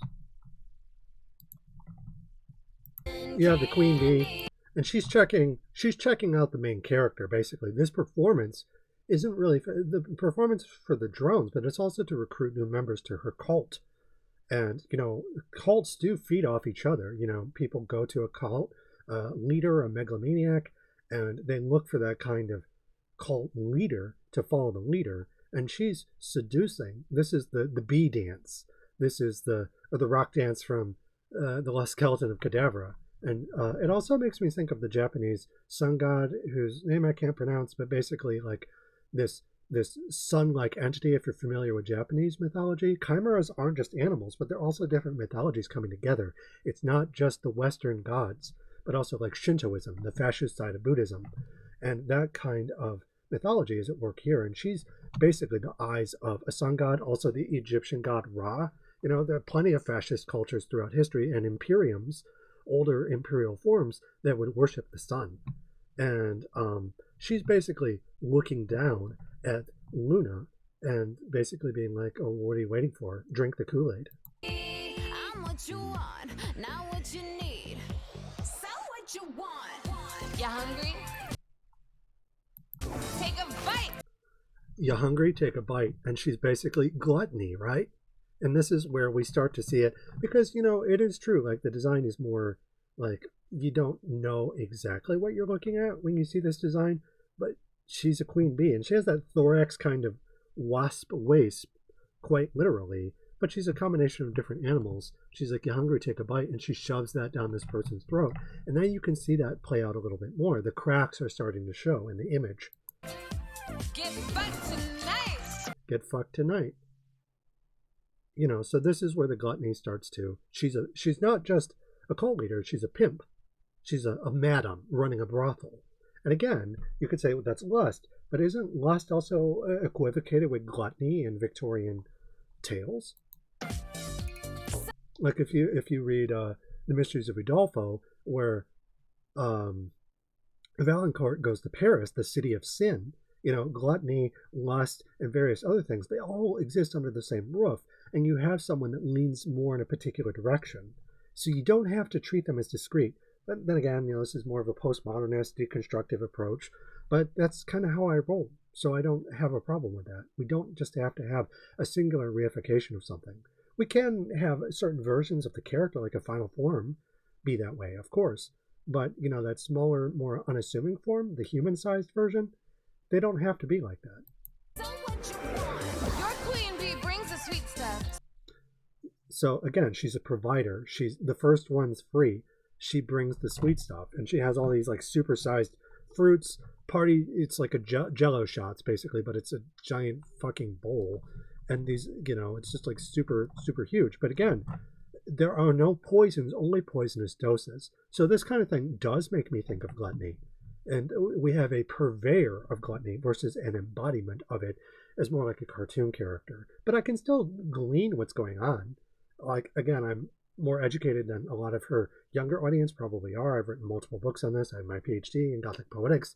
So there's that. But even so, looking at this, like in 2019, 2020, when I was still just doing my postgraduate work, I still would have noticed a lot of this stuff. So keep making me that motherfucking honey. Keep making me that motherfucking honey. She's a pimp. That's what a madam is. She's a brothel owner. And she keeps people high on her supply so that they make her honey, which she eats. It's royal jelly. Yeah, keep it coming. And she has these people swimming in sugar. It's rabid, right? They're frothing at the mouth. No, this is totally fine. Why are people complaining?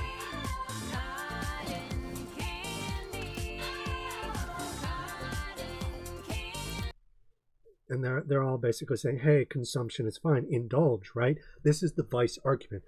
Do it. The rest of us are doing it. It's Pinocchio at the place where the kids are turning into donkeys, and that kind of modesty argument. And she's like, oh, no, I don't feel comfortable with this peer pressure, that kind of thing.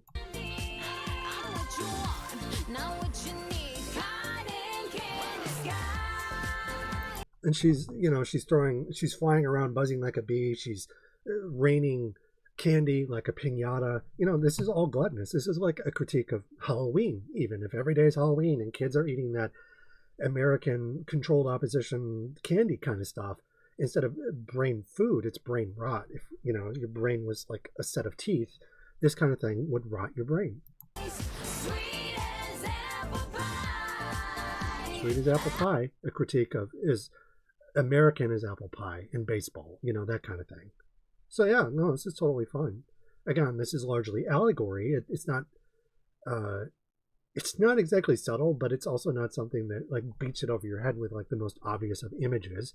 I can't help but shine brighter than the stars.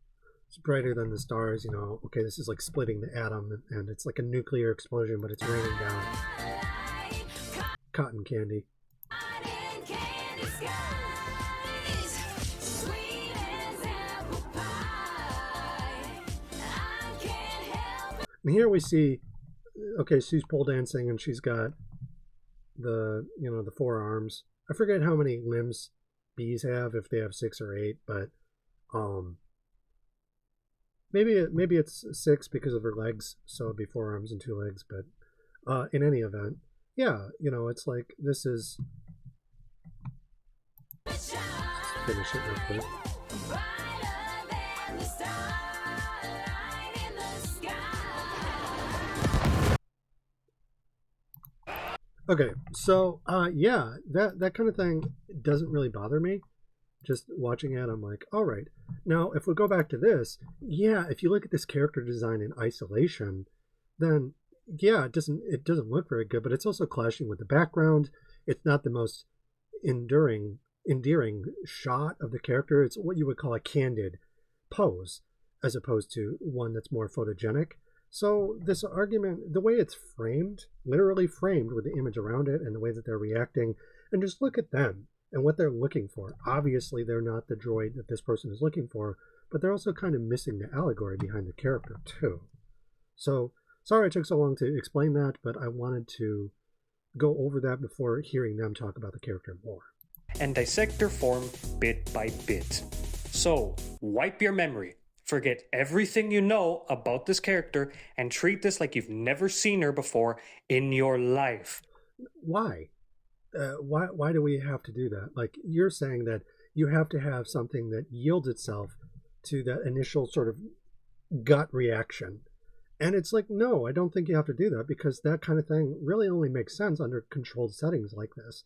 The character themselves, the way that I just dissected by watching the scene, is not what you're proposing, and it's like, yeah, if we just look at the character by itself in isolation, but that's not how we're viewing them within the show. So, like, this kind of experiment, like, I get it. What you're saying is, does this character yield, speak gluttony to you? And even before I watched the music video a second ago, I still went over the character and talked about some of that kind of stuff. Admittedly, I knew some of the stuff, and if you're just talking about an audience that's never seen the character before, but I don't want to treat my audience like they're stupid and they don't know anything. So I don't really see the point in doing this kind of experiment. And tell me, what does this design say to you? What does this design say about this character? They're the getting stabbed in the eyes, needles in the eyes, colors, it's garish. The lava lamp kind of thing, though, at first I wouldn't necessarily know that just by looking at this single image, but I'm not gonna kick this design while it's down like this, because that's basically what you're doing. It's a chimera. It's a cross between a mammal and an insect, and they're flying around. And they have the fiery crown kind of thing. This is a queen bee, a jackal specifically, a goddess of the underworld, that kind of thing.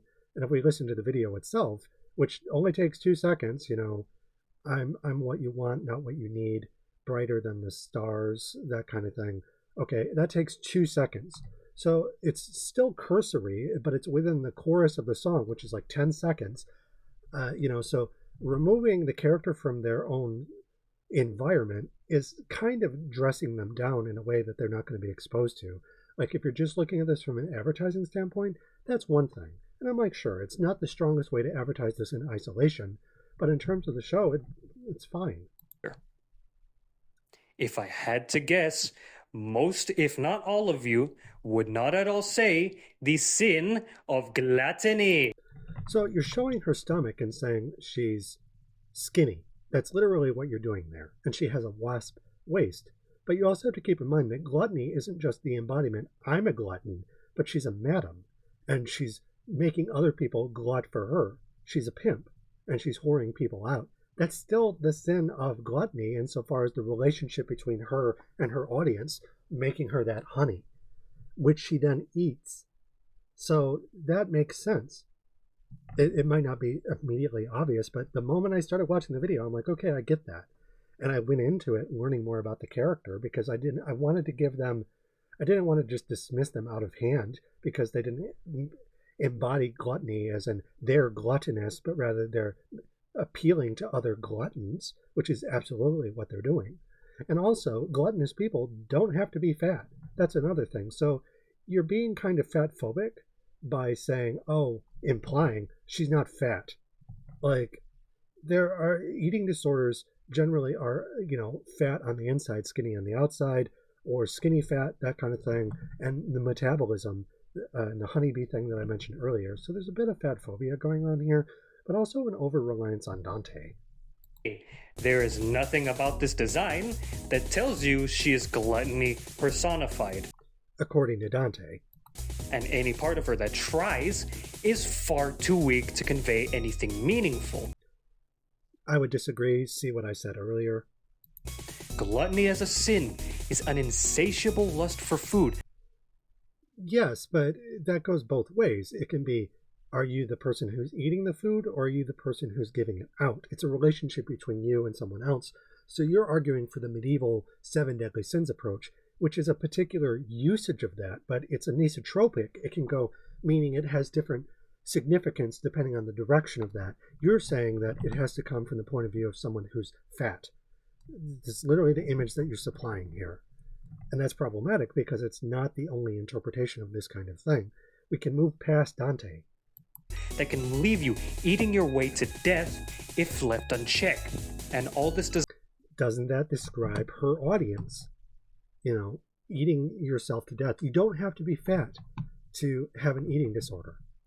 Design says to me is athletic party girl just entering her 20s. No, it doesn't. It screams madam. Like she's not just she has a nice body, a skinnier kind of body, but she's not a party girl. She's a madam. Have you ever been under the control of someone with a body like that? I have. And they don't just have, power isn't just like outwardly muscular and big and strong.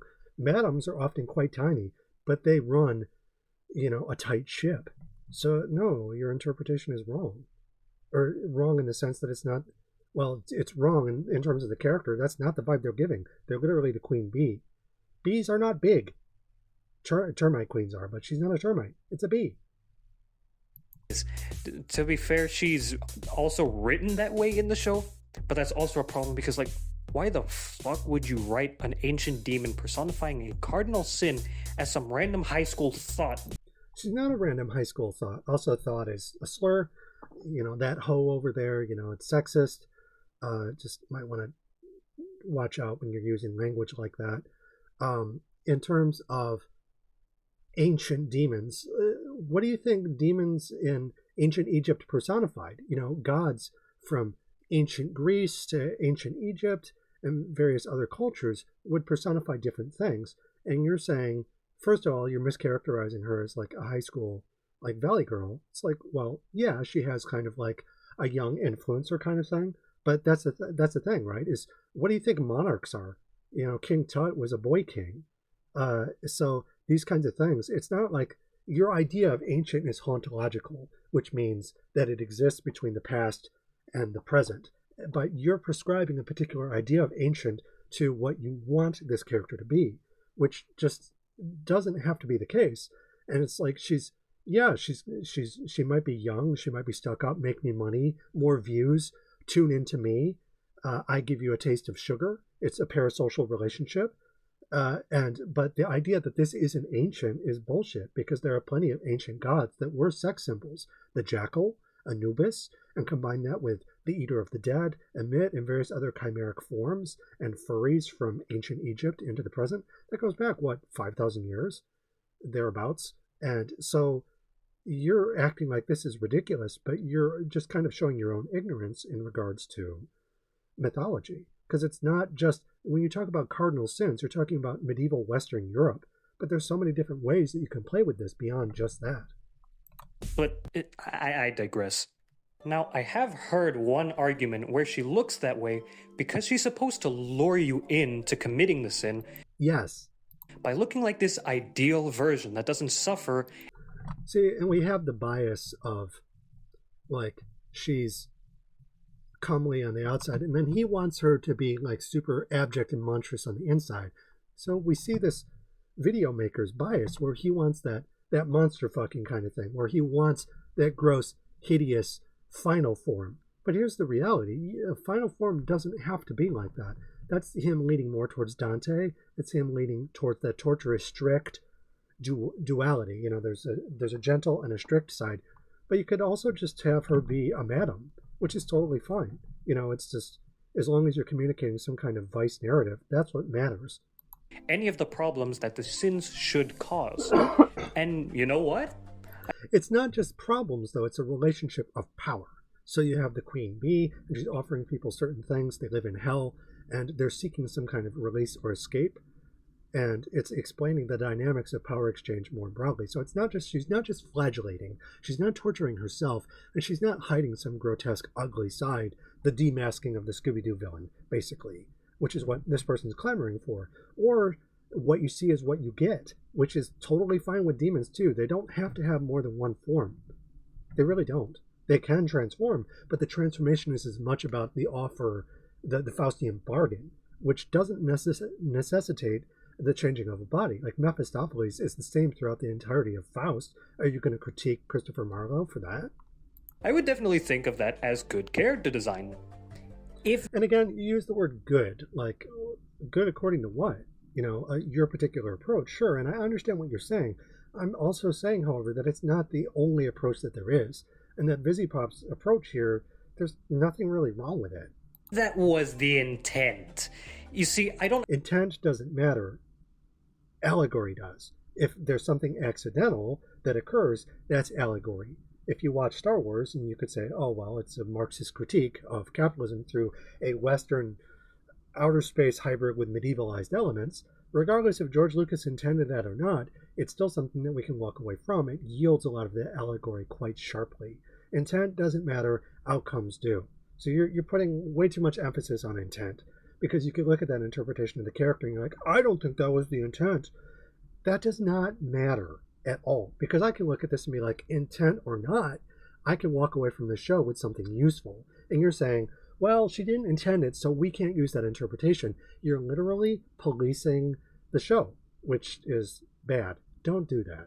I don't actually believe that point to be the case because of one thing. Vivziepop gave an explanation of Bee being skinny because of her lava lamp stomach burning away any calories. Okay.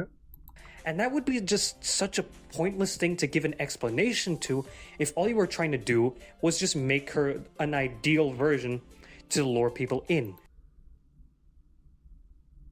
Okay, like, basically it's like she has the lava lamp kind of thing, and there's the duality of the design that you're looking for, and stuff like that. And it's like, whatever, just forget about the preference of having it be, there has to be like a two-faced kind of quality to it. Well, people can be two-faced in their body. You're arguing for this change in morphology in terms of their actual body design. But people can be two-faced in terms of their social interactions, which is, I think, is what Vivziepop was talking about. That makes a lot more sense. But you're clamoring for a particular type of thing. You have a bias for that. And I get that. People are going to have bias and stuff like that. But they're just not the droid that you're looking for. But I still think that they work just fine as a character in terms of power dynamics, power exchange. That's where the duality is occurring, not the morphology. Which is why I believe that that wasn't even the intention. Beelzebub is just poorly thought out in terms of her Beelzebub design. You also have to keep in mind Beelzebub and Lucifer in Paradise Lost, they look like people. Like when they're chained to the bottom of the burning lake, their forms don't start to change until they're in hell, because it's literally a war of the angels. It's a civil war, and they go to hell. And Lucifer and his angels are exiled to hell, and then their forms start to change. But that's optional. Pandemonium, all demons. That's literally where demons congregate. So the Miltonian idea of Beelzebub, it's like, again, it's a very allegory-heavy critique of the Church of England, and there's a lot of different poetic things happening. It's a war between good and evil, angels and demons. The point being is that angels and demons don't initially look that different from each other. Their forms start to diverge, certainly, and there's a lot of that kind of stuff going on. But there's also like the human form, and you don't have to deviate too far away from that if you're dealing with power exchange, which is what Vivziepop's doing. Because the whole lava lamp thing in general is the only thing conveying anything. No, it's not. If you look around the setting, again, this is the problem with you using this in isolation. You're like, you have to commute everything just in a blank piece of paper. Why? If you watch the show, there's more going on, and you see the interactions between the characters. You see that she's a queen bee. She's pimping people out with candy. If you watch Romeo and Juliet, the 90s version with Leonardo DiCaprio, Mercutio, we're going to Queen Mab, and he has the candy heart-shaped drugs. They're basically taking LSD. Drugs often do have a candy-like kind of flavor to their design, not to how they taste necessarily. It's basically ecstasy. And the Hacienda with New Order, post-punk, that party culture, it's basically free love after neoliberalism started. And living in Margaret Thatcher's England, there's a lot of stuff like that. So you're saying this is the only thing that communicates that. Are you blind? Did you see the entire setting around her, the people that she's interacting with, the drugs? It's like you're complaining because the design in isolation doesn't work. I'm saying that doesn't matter because if you watch it within the show, that it makes a lot more sense. So it's like, I get your argument, but your argument only makes sense if you view the character a very particular narrow way, which means that your argument only has a very particular narrow function. It's like, yeah, if we want to nitpick, then we could say, yeah, you could stress things, but the way that this character works is through social interaction, which is illustrated quite literally through the show. It's fine. Close to Gluttony, and it does such a pitiful job at it. Again, according to the Dante-esque version, but that's not what she's leaning into with the character. She has no signs of being eternally hungry or... Yes, she does. She's a queen bee. It's like, again, keep making me that honey. You view gluttony as just the eating of food, which again is you're stuck in that Dante-esque sort of medieval lecture approach. David Fincher, same idea. It doesn't, you can be hungry for power, you can be hungry for money, make me that honey. She's not just talking about make me that honey, that food, make me that money. So these are mixed metaphors, which ironically is very common in medieval arguments. Paradox.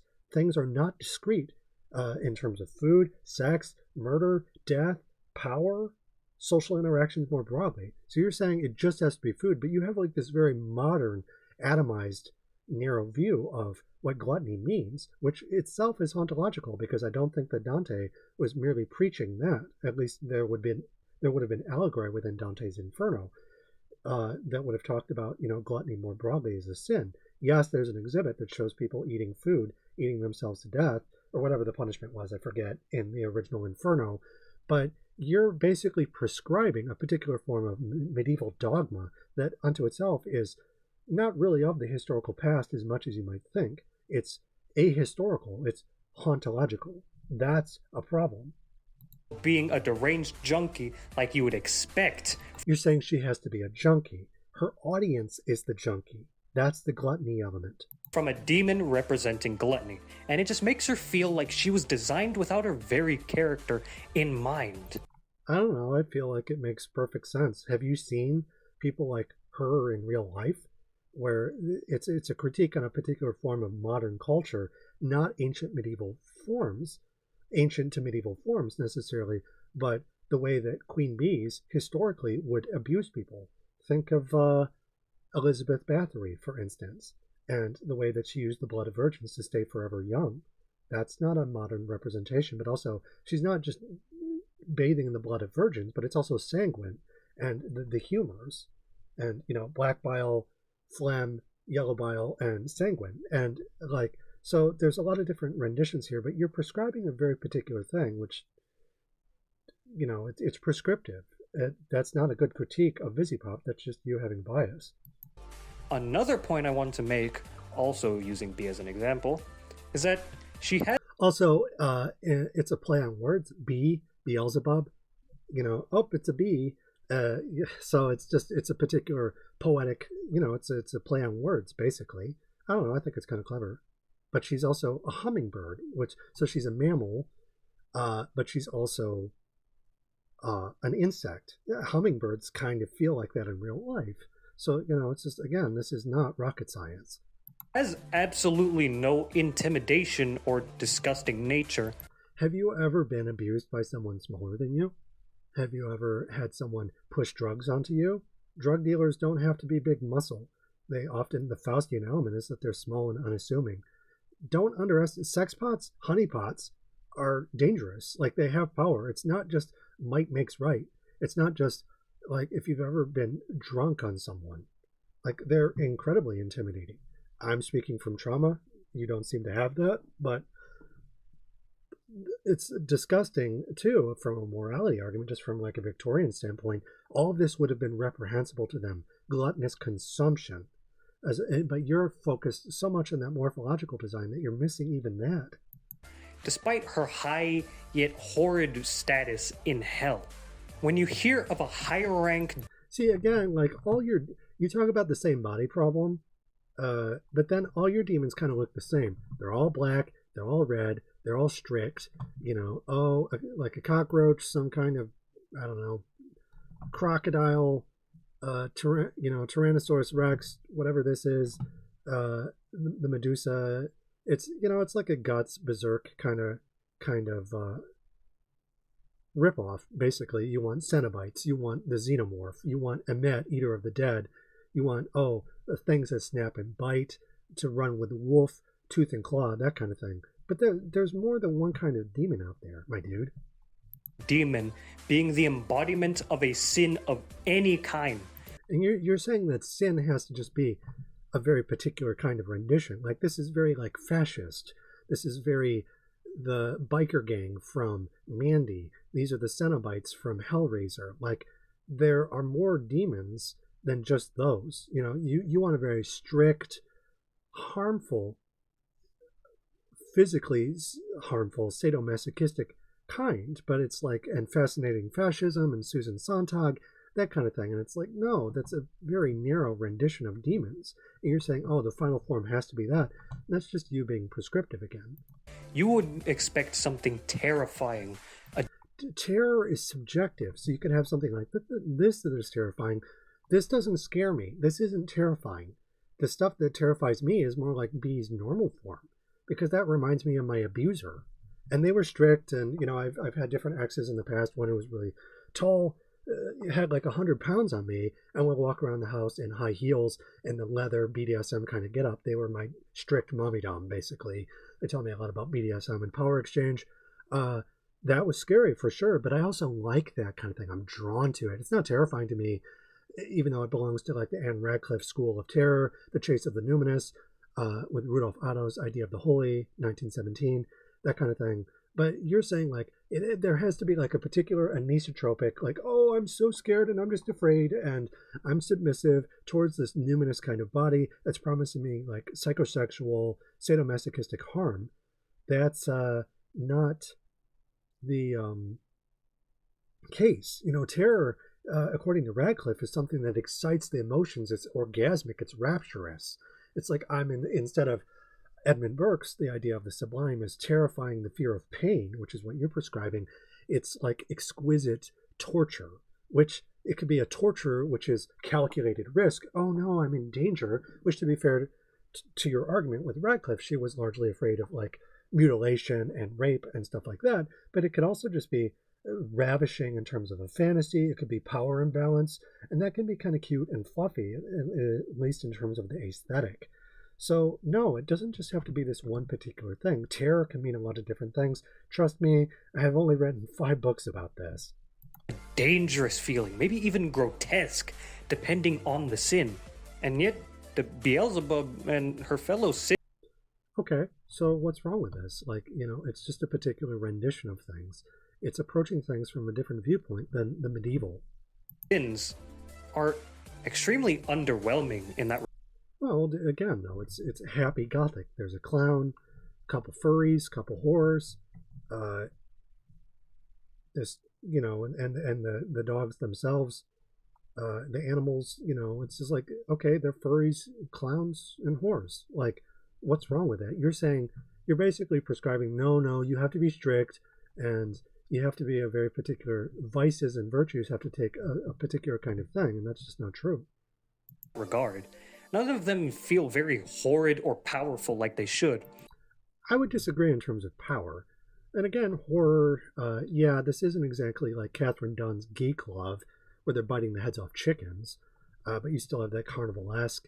You still have, a bit of body variety. It's obviously not the focus as it is with you, but in terms of power, you can have someone who's the king or queen of hell, and they look kind of normal, or they look like, furries or whores or jesters, as opposed to what you're looking for. But that's okay, because power is paradoxical, it's performance, and it's whatever performance you want it to be. It doesn't just have to be one particular thing. And rather just like another demon you'd see across the street. In fact, the sins feel very cutesy and woobified for...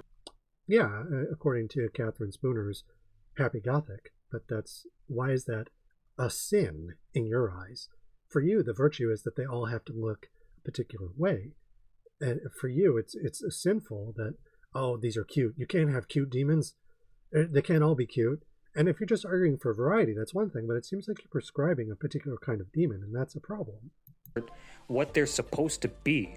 I've heard people saying, why are people hating on B? She's so cute. It's not just that, okay, that argument, cute for its own sake, like, no, but just because she's cute on the outside doesn't mean she's not fucking people over and doing Faustian bargains, because she absolutely is. When that's the problem. I shouldn't find someone representing something so disgusting. Again, you say that things have to be inherently disgusting, but disgusting doesn't just have to be morphologically like abject, Matthew Lewis, the school of horror. Like, again, you have to realize that sin, even if it's cute on the outside, even just from the Victorians, they would have found things like these reprehensible, regardless of their appearance or not. Plenty of whores are cute on the outside, but they're still treated abject anyways. The process of abjection doesn't discriminate, but that's what you're doing. To be cute at all. It feels as if Vivziepop was just so scared shitless to draw anything genuinely ugly or creepy. Like, if she doesn't want to lean into creepy stuff, that's fine. And if she doesn't want to lean into ugly stuff, there's room to be said about, like, the geek show, the grotesque. But then if you do that, you're running the risk of having an unironic exhibit of a freak show. And that's a problem, too. So it's like, just because someone has a bunch of cute characters, or the Powerpuff Girls just has cute characters, it's like, you can just have cute people being sluts. That's fine. And it only worsened their designs as a result. And this is the biggest issue with the characters in the show. You don't say. Like, I mean, you're someone who's like, give me like, black, red, teeth, claws, holes where there shouldn't be holes. Like, yeah, I get it. It's not your thing, but other people like it. And you said yourself, it's like, you're trying not to prescribe this, but your argument is, it feels prescriptive. And if it's just your point of view, that's fine. You do you. But it's just, at the same time, I'm like, okay, it's just different strokes for different folks is what this feels like. But there is a prescriptive element to where you're coming from. I'm describing your bias, basically. The designs of so many of them convey nothing or just not enough of what they're told to be. And it's only worse. But again, what they're told to be can be different things in terms of their relationship. Like, you can have a bunch of demons be cute, but still be vice characters that are making Faustian bargains. Worsened by the fact that they're always drawn so cutesy or childishly, clashing with the supposedly serious, demonic tone. You're familiar with kawaii and kawaii, right? Like, you can have a whole story, like the witch's house, the game, for instance, where, to be fair, in that game, there's a lot of horrifying stuff, but the villain is like this cute little girl, so it's like, you don't necessarily, you can have just cute elements and really, really, really, really lean into that and have people who are being harmed and they don't even realize it. That's the disguise, right? The show is disguising the fact that behind all of that, these people are drug addicts. Like, and they're being exploited by someone who's pimping them out as a madam and a pop diva. And there's a completely valid critique there. It doesn't have to look a particular way.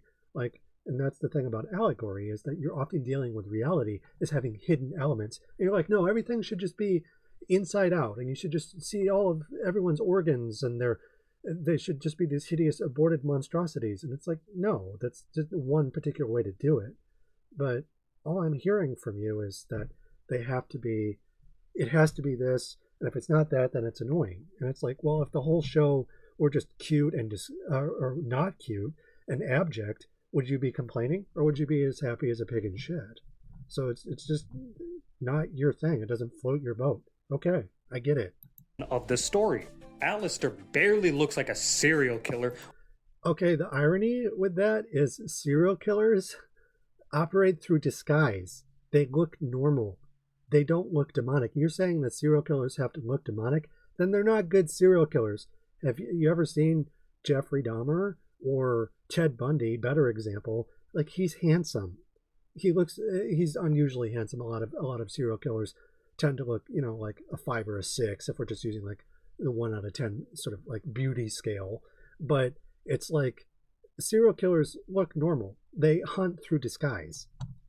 Or like a radio demon, and he's about as scary as the tiny lizards I see scampering across my kitchen. Lucifer. Some people are actually scared of tiny animals. My mom had a pet guinea pig, and it would chase my grandmother around the house, and my grandmother would get on the footstool and ask my mother to rescue my grandmother from the guinea pig. So just don't lots of people are scared of the facehugger in Alien, and it's this tiny little thing compared to the giant xenomorph, so don't sell those little lizards short. Looks more like he runs a circus than he... Circuses can be scary. They're also a place of vice, of sin. Does hell. And for a fallen angel with the balls to go against his brethren... Actually looked normal. If you look at Gustave Doré, he looked like a man with wings, at least according to Gustave Doré. But again, there are plenty of illustrations of Lucifer falling from heaven, one of the most famous illustrations of that period. He looks like a guy with wings attached to him, which is no different than the Pegasus with the horse with wings on it. He looks frail and spineless. So again, you're advertising for this very strict masculine approach where he has to be muscular, which incidentally is like Gustave Doré's artwork. But like, this drawing actually looks kind of creepy, right? You have the big scary eyes. There's no mouth. This weird droopy thing. Like, he looks like the Slender Man. It's like this kind of thing can be creepy. It's about context. Angel Dust's web of crime symbolism is such an obscure term to use that no one will understand. I don't know. I understood what he was about. Like, if you're queer in the closet or not, and you look at a character like that, I'm like, yeah, he's Tim Curry's character from Rocky Horror. He's the reprobate queer coming out of the closet in the 1970s and 80s into the AIDS crisis. Like, it's just a particular kind of queer. I recognized it right away back in like 2019 when I was or the 2021 review when I was writing about that kind of character. Absolutely familiar with that. And I mean, 2017, 2018, when I was being exposed to Dennis Cooper, Derek Jarman, Greta Rocky, that kind of queer literature, if you're gay, you're going to recognize that. Are we part of a minority? Yeah, but what shit? If you're cruising and you see stuff like that, you're going to recognize it instantly. It's not obscure. It's just coded, and you might not recognize that because you're not gay. I don't want to make assumptions about you, but you just sound straight. Without using the wiki, and it's done so poorly that I just... Define poorly. Legit thought he was a fluffy guy and not... Yes, so the spider, like, he doesn't have 8 limbs, for instance. He doesn't look like a spider. Like, that's totally valid. Not even a spider. And Ozzy looks and feels more like some passionate pole dancer I found on the street. That is one thing I'll say about Vivziepop is, okay, let's make them dance on the pole kind of thing. And because they can't, pole dancing, what do you think that is, right? It's sexual, so it's a visual metaphor. But even though it's an R-rated cartoon, they can't actually do sexual acts because then they wouldn't be able to show it on YouTube at all. So there is a certain amount of censorship, and they're communicating through code. One of the most common ways to communicate sex work is pole dancing. Rather than a high-rank demon. So again, when you're like high-ranking, I get the feeling you're like, okay, abject He-Man character, they have to look like Skeletor, or they have to look like Gustav Doré's illustrations. Like, it's very like heavy metal dude bro approach to demons. Or it's very Matthew Lewis, minus the queer elements, because Matthew Lewis was all about shapeshifting, he's about cross-dressing, Rosario to Matilda to the devil, concentric kind of veneers and designs. But you're like, no, they have to look tough. They have to look manly. I don't know, it just feels very heteronormative to me. Representing the... You know how musicals work, right? Like, you are the person in charge if you're singing the song and you run the venue. It doesn't matter if you look a particular way or not. You are the person in charge. Of the toxic addiction to sex itself. No one looks like how they are. So they do. Like, how they are is how they operate. You're saying that ontology is equivalent to morphology, but it's also equivalent to phenomenology, to experience, to social sexual exchange.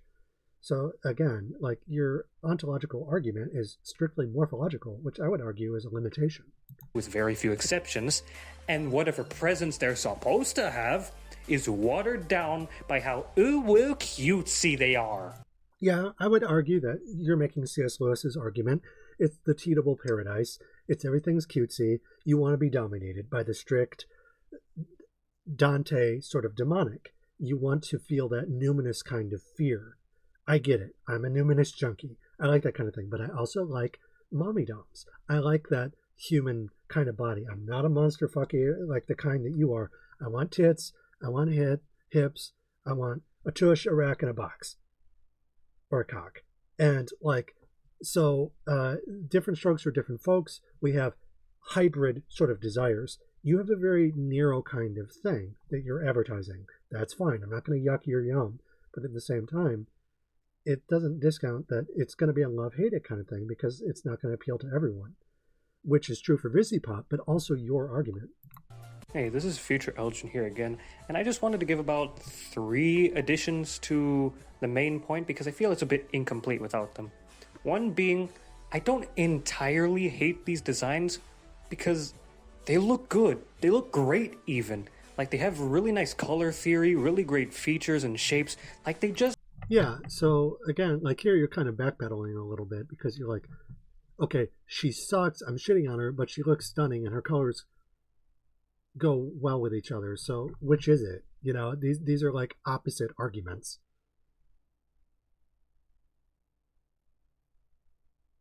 Yeah, and eye candy is literally the point. Like it's carcinogenic visually in terms of too much sugar. It's visual diabetes. That's the point. And that's intentional. That's what Vivziepop was going for. They're leaning into it. So yeah, you're kind of contradicting yourself a little bit, which is fine. It's like you can go back and look at something and review it and be like, okay, if I think about it this way, you're offering 2 different arguments. I'm just saying that they kind of cancel each other out a little bit. Just look good.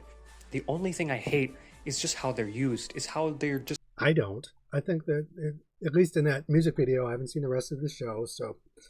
But... that music video is totally fine. Like, I was able to look at that as a sex worker, as a researcher, as an activist, and be like, no, I totally get what Vivziepop's talking about. It's really bad at portraying the characters that they're trying to be. Bad at portraying them according to what you want. If they weren't for those things, if they were for something entirely original or just completely different... Your designs aren't original. At all. Nothing is original. Everything's been done before. It's just... the most original thing about the show is its critique of capitalism. As a Marxist, as an ANCOM Marxist and trans woman, looking at it, that's the most unique thing about it. Everything else has been done before. So, and I'm not saying that Vivziepop is like this super left-leaning person, but I, as a super left-leaning person, can look at that and deduce something from it based on my expertise. So, like, originality, it's like, what's that? Interpretation. Just as, like, you're arguing for canon, for dogma, quite literally. And I'm arguing, no, it's about interpretation, baby. I think they would have been fantastic. It's just the story that they're used in that makes them a problem. Speaking of which, I also feel we should discuss a bit more about the context in which these character designs are used in. My prime example being Lucifer Morningstar. Now, while he is the king of hell, he's also meant to be this more modernized, soft-hearted version, and as opposed to other depictions of him that we see most of the time. And he also has a daughter of all things that he loves and supports. Is that a snake wrapped around his head? I just noticed that. I'm like, that looks like... Oh, okay, yeah. Okay, so these are the eyes. So it's a golden snake wrapped around the crown and the apple. Okay, yeah, got you. I didn't notice that. I thought that was just his hair. And because of that, we should design him a bit differently to how we usually do it. Define usually. Just because he's the king of hell does not mean that he has to look barbaric or like he's in flaming armor or like the final boss of a Soulsborne game. Okay, so that Horace Walpole Castle of Otranto giant suit of armor. No, that doesn't work in the context in which he's being used. We can add stuff. Doesn't work. But again, like, you're arguing that, okay, he has like this set morphological form, but again, he's a shapeshifter. Satan was a shapeshifter. He was a seductor. So you're saying that he has to look like this way, that basically shows how he doesn't have a mask? Like, no, it's like he doesn't have to look this way. It can work this way, but basically you're saying, do this instead. And I'm like, but the way that they do it is fine. If he's a seductor, if he looks like the people he's trying to seduce, that's the whole point. You want him to look that way because you want that numinous titillation, which I get, totally fine, but that's just not what Vivziepop did. Stuff like suits, bow ties, or just make him look more friendly in general, so long as he still looks like Lucifer. You're saying Lucifer looks like with the horns and the sharp pointy teeth, and I'm a sadomasochistic demon Nazi communist kind of thing. And it's like, or Lucifer did have a human shape. Again, Gustave Doré, Lucifer has a human body. He looks human.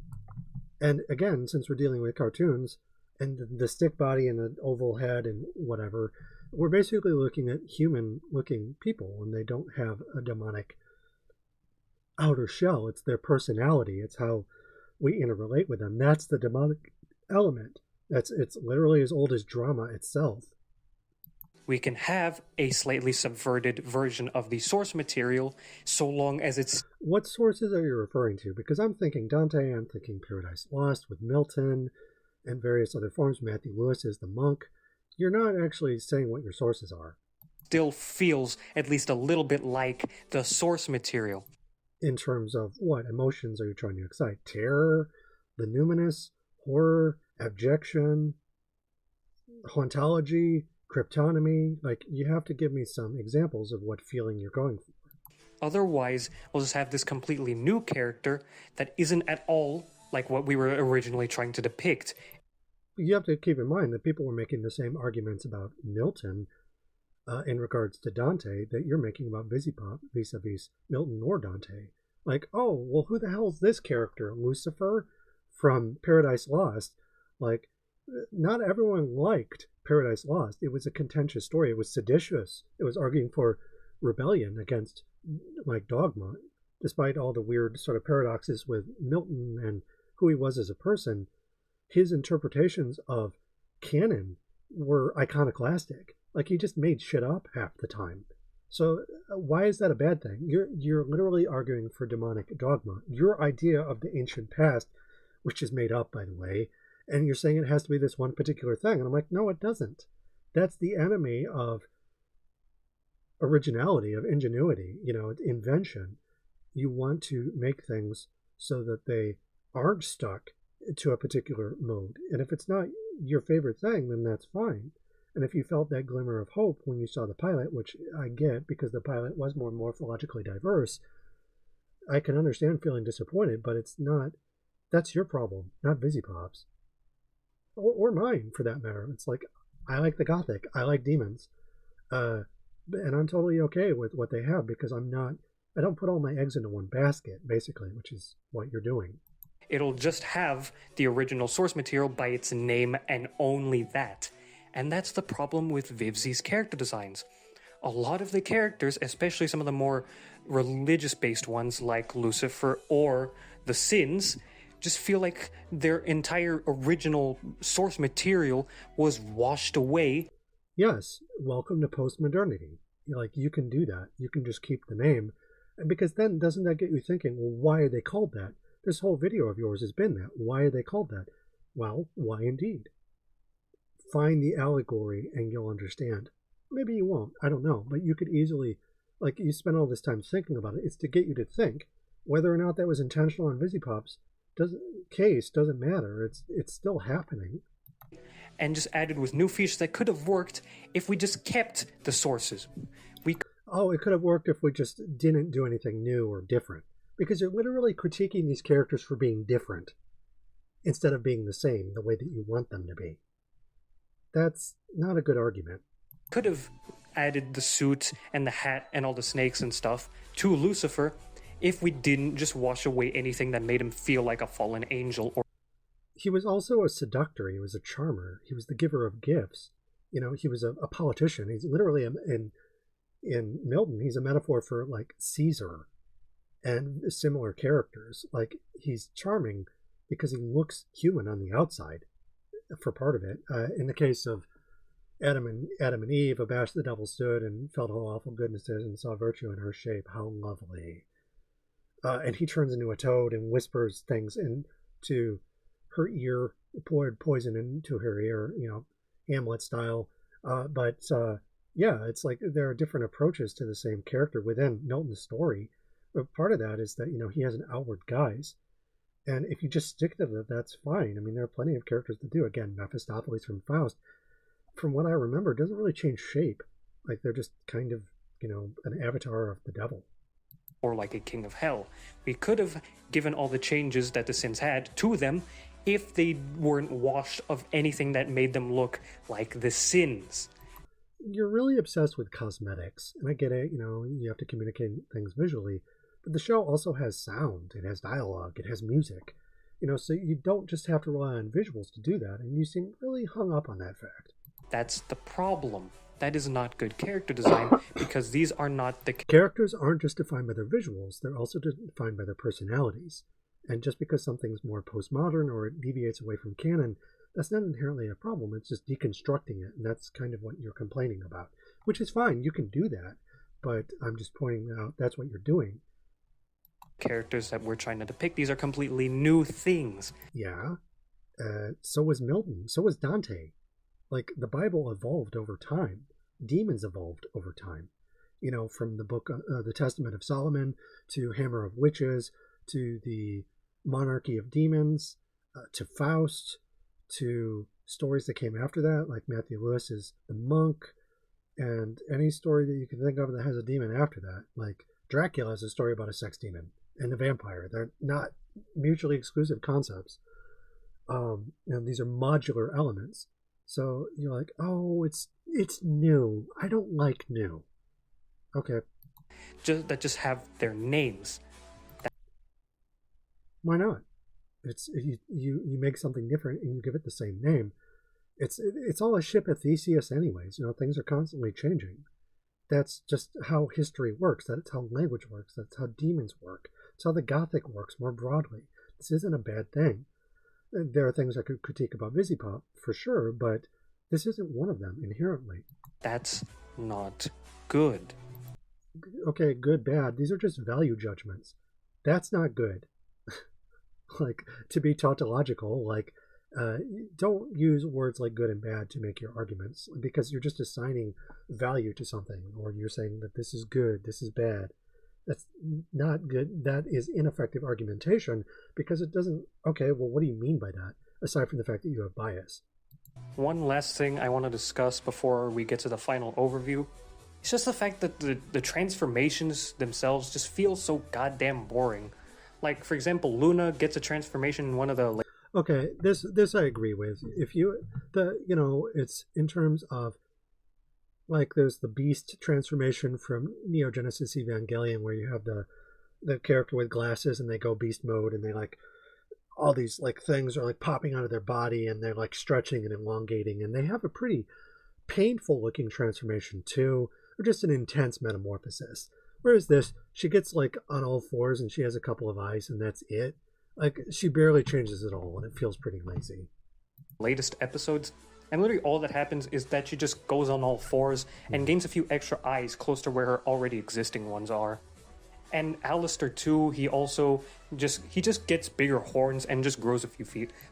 If you're gonna have an image with black horns on the background, have a different color behind them so I can see the horns. Yeah, because when I first saw this, I'm like, what horns? I don't see anything. This is a terrible transformation. It's literally, it's like Lady Dimitrescu, where she's just walking around and then she does the Freddy Krueger thing. Would you argue that Freddy Krueger is a bad design? You know, it's the serial killer pulling out his knife, or the vampire bearing their fangs. It's minimalistic, you know. Whereas I get the feeling that you're like, no, I want you to change their whole body. I want you to turn them inside out. I get it. You're a monster fucker, that kind of thing. But that's just not what they're doing. And with this kind of thing, you know, it's like this is no different than Anne Radcliffe's Father Shidoni with the knife, the poison from Charlotte Dockwra's De Foya, that kind of thing. It's relatively, from a demonic perspective, fairly unimaginative. It's fairly rote. But then again, so is the demonic transformation stuff at this point. So it just depends what you're looking for. Some people are happy with someone pulling out a knife because that's what knife play is. So if you're into knife play, then that kind of thing is totally fine. That's why people like Lady Dimitrescu. Well, not the only reason. Step on me, mommy. That kind of thing. The high heels, the claws. But also, you know, so for some people this is enough, but it doesn't scratch your particular itch. That's fine. And I get where you're coming from, but it's also just kind of subjective. It doesn't float your boat. But this is far from an unusual approach in Gothic. You know, it's just the killer pulling out their knife. Like, that is so lame. You have whole demonic characters, and you do... You also have to realize that serial killers or vampire-themed characters, or characters holding knives, were demons. The demon lover from Anne Radcliffe, in terms of Cynthia Wolfe's The Radcliffean Model, 1979, the demon lover was literally just someone with a knife. They were like a serial killer. They were a lycanthrope. Lycanthropy being a disease of the blood, of the humors, where you were like a sex fiend, a sex pest, bestiality, sodomy accusations, that kind of stuff from Renaissance thought, the Gothic period, the original Gothic period, not the Neo-Gothic period of the late 1700s. So you're like, oh, this is totally lame, dude. But plenty of people like Scooby-Doo, so you're going to tell them that they're lame? Well, they'll be like, okay, well, you're just a weird monster fucker, you know? And it's like, so that kind of thing is just like finger pointing.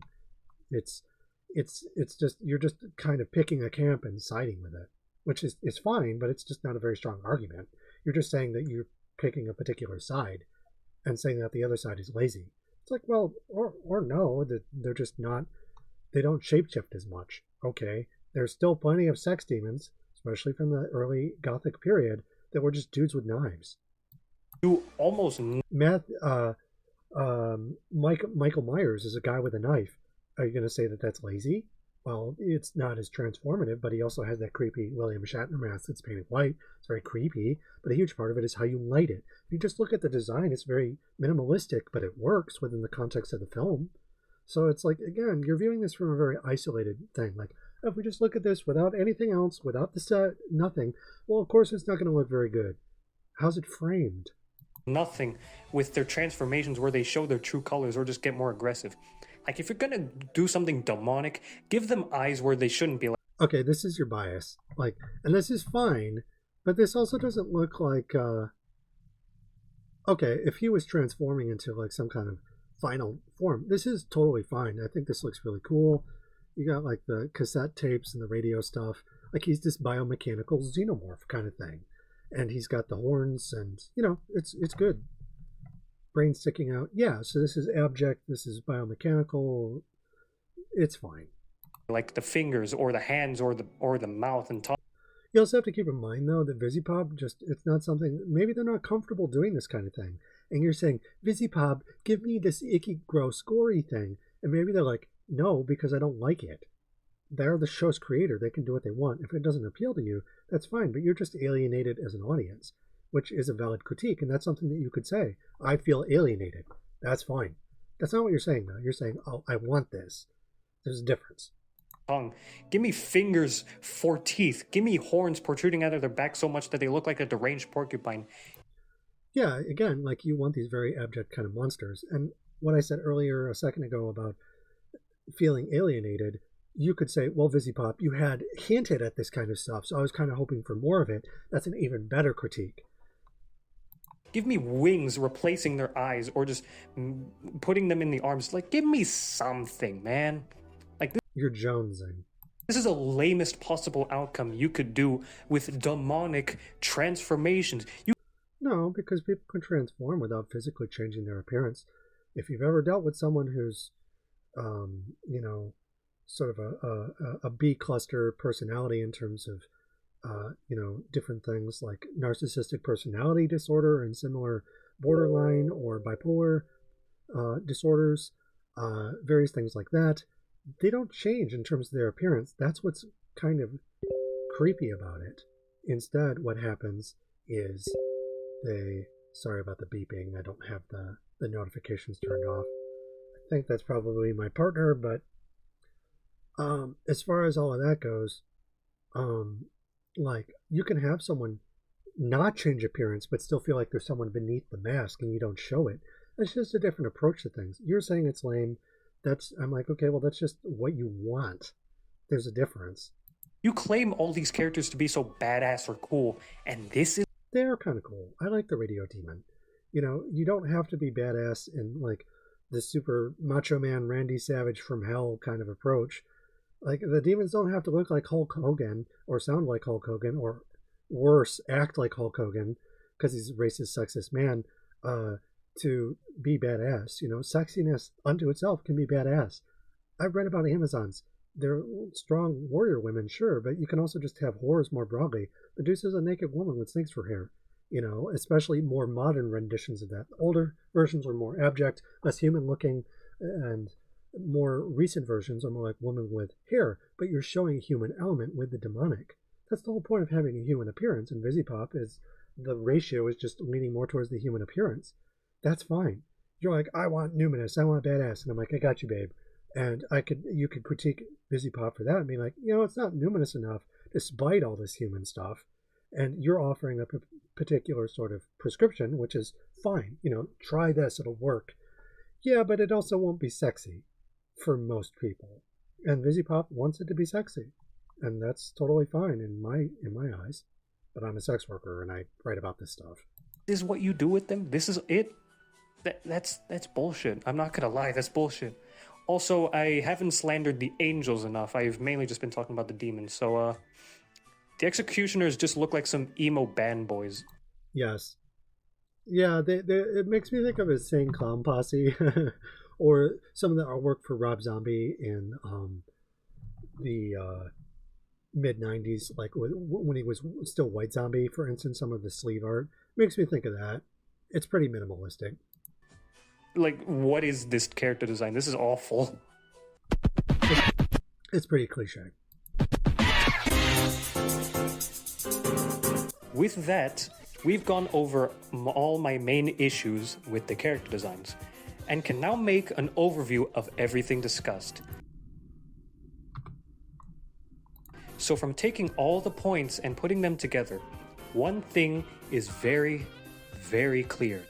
Vivziepop is reluctant to use her own premise to its fullest, or in this case, even a decent bit.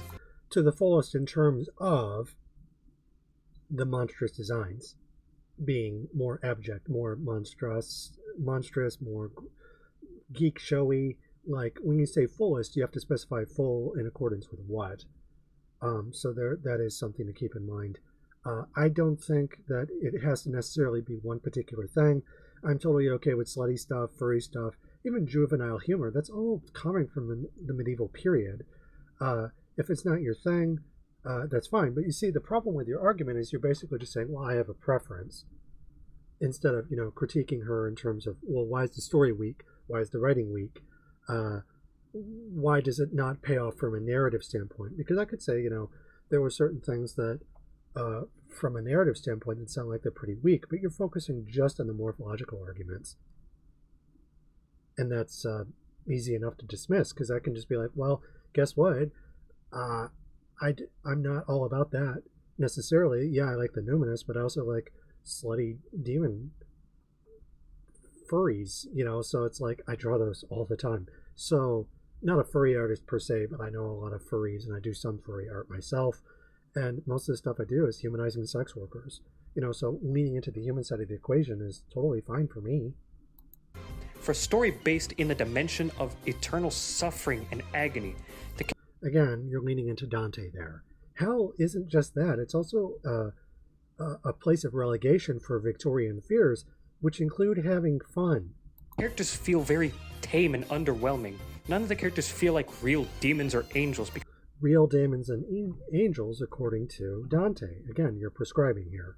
Because they're so watered down in terms of any of the ugly or horrid stuff that makes... So demons have to be ugly and horrid. What about sexy? Have you ever seen a sex worker get shamed? Are they ugly, or is the treatment of them ugly? So you can focus on different aspects, like the social element is just as valid as the morphological one. Makes them that. So many opportunities to make truly vile, demonic characters all went to waste as Vivzie just settled to make cutesy furries and scrunklies. So you just sound like someone who's like, I'm a fan, and I want you to make a particular thing, and you're mad with the product that they're making, which there are things to be said about that product, but you just sound like a pissed off customer where you're like, I want this, you're not giving it to me. That's what this sounds like. And passing them off as demons and you're saying that her demons aren't real demons. I beg to differ. There are plenty of cutesy demons. Watch Love, Death, and Robots. Look at the fox demon from that. It doesn't look like it's just basically a woman with a foxy tail and ears, but it's still plenty violent. So like, you're basically gatekeeping here, and I really don't like it. Because they swear a lot or just have horns. Have you ever dealt with sex workers? A lot of times they can put on fake horns and swear a lot. These days it takes a cheap carnival trick to help folk recognize a real unicorn. The idea that, a lot of times people don't know what they're looking at, and you have human performers. And yes, common signifiers of demons are that they wear horns and are that they swear a lot. So yeah, it's like these are common signifiers for it, but you're like, no, they have to do all these other things. You want her to jump through all these hoops. When admittedly, if you give her this different design, it's not something that she would be comfortable doing. It's not what she's about. And she's trying to tell a particular story, the same way that you might tell Dante, or Milton for that matter, or people who came after them. No, you have to be more grotesque, more demonic. And if you looked at Medusa and you said, no, Medusa has to have the wings, has to have this inhuman looking body. Well, what about all the people that use Medusa as a human looking woman with snakes for hair? I'm one of those people. I worship Medusa. Okay, she's essential to my work, and I would tell you, fuck off. No offense or anything, but it's like, no, I'm going to do things my way. And that's kind of what you're left with here. Is like, okay, you're not happy with their product, but you're also gatekeeping it. And there are plenty of things that you could critique in terms of Vivzie, but I would say that your argument is kind of narrow and limited. This doesn't end at character designs either. The world building, the childish humor. This I would agree. Like, this is stuff that I would lean more into. Like, the problem with Vivziepop's character design isn't the character design by itself, but some of the things that you could say about the world. Like, we don't really have time to get into that right now, but it's like hell kind of looks like Earth, right? But there's a reason for that too. Like, okay, well, maybe, the boundaries between heaven and earth aren't quite as thin as we might think. I mean, a Gothic castle or a haunted house is basically an anti-version of the house that we live in or our residence. Stranger Things, the Upside Down, is basically identical to our world. It's just dark looking, there's shadows and stuff. It's darkness visible. Milton, that's the point. It's allegory. So you want things to look alien insofar as they don't resemble things that exist on Earth. But even those icons have gone on to become the gargoyles of various canonical churches of Gothic expression. So even that, like, you have to be a little bit more nuanced, because what you're prescribing has already been done to death. Like, there's nothing new. Go read a creepypasta story. Like, these are not original ideas. And overall writing paint this very sterile, safe version of hell and demons that ends up feeling more like some Broadway-style city. Yes, this is a perfectly valid critique. So how does that factor into the character design? Then actual hell. It feels as if actual hell. Hell is what we make it. As Angela Carter said, we live in Gothic times. Hell is being the outsider in a city of paradise. You know, so it's like, you could say, oh, well, maybe they could focus more on discrimination. They could have people that look different, that get treated differently. There could be a class struggle. There could be a racial struggle. Vivziepop does not lean into stuff like that. They're pretty one note. But you don't really mention any of that at all. But you could. Vivziepop was only concerned about using hell because it was edgy enough to make her show seem mature, rather than because she actually was interested in reinterpreting the infernal realm in any cool way. Okay, yeah, and that's a perfectly valid critique. This is why many people call Helluva Boss and Hazbin Hotel fan fictions of themselves. Okay, yeah, I mean, think about it. If you've ever written a story, you have to walk a line between horniness and abstaining from said horniness, and no pun intended. But oftentimes you have to decide how much sex to have and how much story to have, and this is not just unique to Vivziepop. It's also something that occurs with fiction more broadly. I mean, just read any paperback novel for bored housewives. Read 50 Shades of Grey. Or don't. It's not very good. Twilight, just stuff that people commonly consider as bad versus something that is a little bit more well done. I don't read a lot of modern, more recent novels in terms of sexy stuff. I'm trying to think of something with a sex scene in it. A lot of the stuff that I have read more recently, or I focus like on Metroidvania or haunted houses, Gothic castles, stuff like that. There's still a lot of sex. It's just censored as violence. It's not sex. It's just stabbing the maiden with his lance, that kind of thing. But like, so this kind of thing is not unique to Vivziepop. And if people want to look at it and just say it's fanfic, that's fine. And is she pandering to her audience? But that's what sex positivity is. Now, you could say, instead of just that she's pandering to her audience, that she's not saying anything useful in terms of social sexual activism. The LGBTQ community is just like something that she uses to make money and sell merch. That's a valid critique, for instance. Because they feel more like a shipper who's ignoring the dark undertones of the media they're using in order to just write about their favorite characters kissing. Okay. What's wrong with that? You don't like kissing? I mean, if you're ace, that's totally fine. But you're like, no, there has to be like dark stuff. There has to be violence, dude. And it's like, yeah, or they could just be kissing. I mean, think My Little Pony.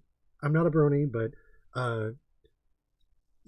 think of the show itself. It's actually pretty well written. And there's like a parable, friendship is magic, and there's some violent stuff. It's largely a kid's cartoon, though. The butts of the ponies, I always thought, why are they so bootylicious? But, it's a show that's sold to like a tween audience, and it introduces sexual elements and elements of like young adult fiction where you're starting to introduce violence and different things. And you're basically saying that Vivziepop is all sugar and spice, no slug snails and puppy dog tails. And it's like, okay, that's a valid critique. And they can have some kind of moral, and largely they're just like, she's just shipping characters and they're just having sex, and there's nothing outside of that particular kind of romance, as opposed to like a Gothic romance, which again is courting the numinous, courting demons in ways that are more like psychosexuals, sadomasochistic, stuff like that, numinous. Whereas she's just like, and then they held hands and they kissed and they got married, and it's very nuclear family. You could make that critique, absolutely. Which there's a lot of in the two shows. Heaven and hell are only those places by color and names alone. Yes, and this is something, when I was critiquing Hazbin Hotel where they basically have Paradise Lost, but God isn't a part of the equation, so she's not going to critique Christianity, basically, which is like, it's just some angels are bad, but there's no God in it at all. I'm like, have you ever read Paradise Lost? Like, Vivziepop, there's all of these conversations between God and Jesus and the angels, and God is like super unlikable, and Satan's the most likable character, and he's the hero of the story. Satan is the hero of the story, and God is the villain, but he's like super unlikable. It's like the banality of evil, basically. And Vivziepop like is doing the Paradise Lost thing, where except it's Lucifer and the nuclear family model, because he hooks up with Lilith and they get ejected from heaven, and they have a princess, so it's very Disneyified, and they get rid of God. There's no critique of religion, and the story is told from the point of view of a princess, so it's very Disneyified, and like it's this status quo kind of thing. Like there's all these things like that you could critique, and they're pandering to this particular middle class nuclear model, and they never go beyond that. They don't critique capitalism. They don't have any kind of monstrous elements that point to anything of substance in terms of a class, culture, or racial critique that would make people more emotionally or gothically intelligent. It's just like, and then they kissed and they fell in love. The end. And it's like, you can have a story kind of like that, but even like Romeo and Juliet by Shakespeare was a parody of being married too young, and there's no demons in that story really. But so yeah, Vivziepop is kind of shallow and stuff like that, but that's not because of the character designs that she has. It's how she uses them. And you get to the point at the end of your video here where you talk about that. But, again, that's not necessarily a problem with the character designs. It's how they're used. I would have let off with this. I would have made this your thesis argument and, built around that. Just a thought for next time if you do a follow-up video. Have your thesis argument up front. Don't bury it in the conclusion. Leaving us as the audience with an empty husk of what could have been. Yes, I will agree that this show is pretty shallow. And, that's a fair enough critique. But again, lead off with that. It's shallow. It's not shallow because it's sugary and cute, because then you're just saying, well, sex work is shallow. Love is shallow. Have you ever been in love? Like, it's not the aesthetic that's the problem. It's how it's used. So the lesson I want you guys to take from this video is that if you want to have a premise, commit to the premise. Yes. If you're going to set a story in hell, make the place feel like hell. Well, hell is subjective, there are different descriptions of it. Jean-Paul Sartre basically described hell as a room without windows. That's pretty fucking vague. Camus had the Sisyphean metaphor, pushing the rock up the hill and smiling at the gods. So Prometheus and having his liver eaten out by the eagle day after day, that kind of thing. And then the modern Prometheus by Mary Shelley, taking Prometheus and making it different. So hell is very subjective. If you're making a story set in somewhere disgusting and vile, make the place feel disgusting and vile. Hell is my home. And we're not disgusting and vile. We're just sex workers. We're just faggots. That's all we are. We're gay people. But we're still demons. We're treated as other anyway. We're abjected. So you can work with that. And you're saying, no, it has to be icky and gross. And you can do a story like that. Our Real Monsters is a good example. Lots of icky, gross monsters in that. The one monster smells bad. The other, he's like long and has goofy eyes. And the other can turn herself inside out. But, part of the thing about Vivziepop is she can lean into the idea that we're here and we're queer and we're sex workers, but we're treated differently despite the fact that we don't look like Dante's angels. A world isn't just to make the story have a vibe. Why not? It's also a stage that... It is a stage, though, and the characters are doing different things. It's literally a musical. That's one thing that Vivziepop is actually pretty good at, is just like the musical numbers. Like, they have the basic idea of that anyways, the nuts and bolts. Whether or not all the songs are bangers is another thing, but... that the characters have to follow the rules of. Oh, the rules. So, like, you can't break the rules? Well, why not? That's what demons are about. It's about, like, Satan was a rule breaker. Paradise Lost was about breaking a lot of different conventions. and Milton fought against censorship. Like, so, no, again, you're just being prescriptive and dogmatic here in regards to demonic expression as hauntological, so there's a lot of double standards. And if you do just whatever you want with your characters without considering the world that they live in, you end up with an incoherent mess. It is good to be consistent. With a world that doesn't know what it wants to be and shapes itself around the characters rather. Okay, but that's welcome to being gay. Like, welcome to communism. You don't have to have some battle between good versus evil. You can just have people sitting around being gay. That's fine. That's kind of the appeal with Vivziepop. Even if she's not the most imaginative in terms of her story, and she's kind of a sellout. I could talk about that all night, but I like the appeal of, okay, we're going to play with monsters and dolls, and they're just cute. And then Barbie fucked Satan. That's totally fine. You know, it's her tea party, and she can do whatever she wants. She's the Mad Hatter. Rather than the opposite, like it should. It should, according to you. And I would say, no, dude. It's like, let her do what she wants. It's if you feel like owed, then you could come out and say that. But, you know, it's like, if you buy the merch, if you make these videos and stuff like that. But that's just a parasocial relationship where you feel entitled. There is validity to that argument to a certain extent, and you can critique it and be like, no, I want more of this. But I feel like you'd have better luck just critiquing, like, okay, why does the story not work from a narrative standpoint? Apart from the fact that you're just kind of horny for a particular kind of monster to fuck, and a numinous to dance with, and a demon lover to court, how does that work in terms of failure of application? Because so far, I'm not really hearing anything like that from you. Again, none of this is meant to be hate towards Vivziepop. As mean as I might have been during this review, I'm only doing it to just show the full impact that these flaws have on the shows. On you. And I just want the best for stories like these. Or you want what you want as a consumer, as an audience. Because that's what this sounds like. And want to provide lessons to anyone aspiring to be like Viv. So if by any chance you're watching this, Vivzie, I want you to understand that while, yeah, you do get a lot of unnecessary hate and toxicity aimed at you, there are a lot, and I mean a lot of voices spouting genuine issues with your shows that you shouldn't just ignore.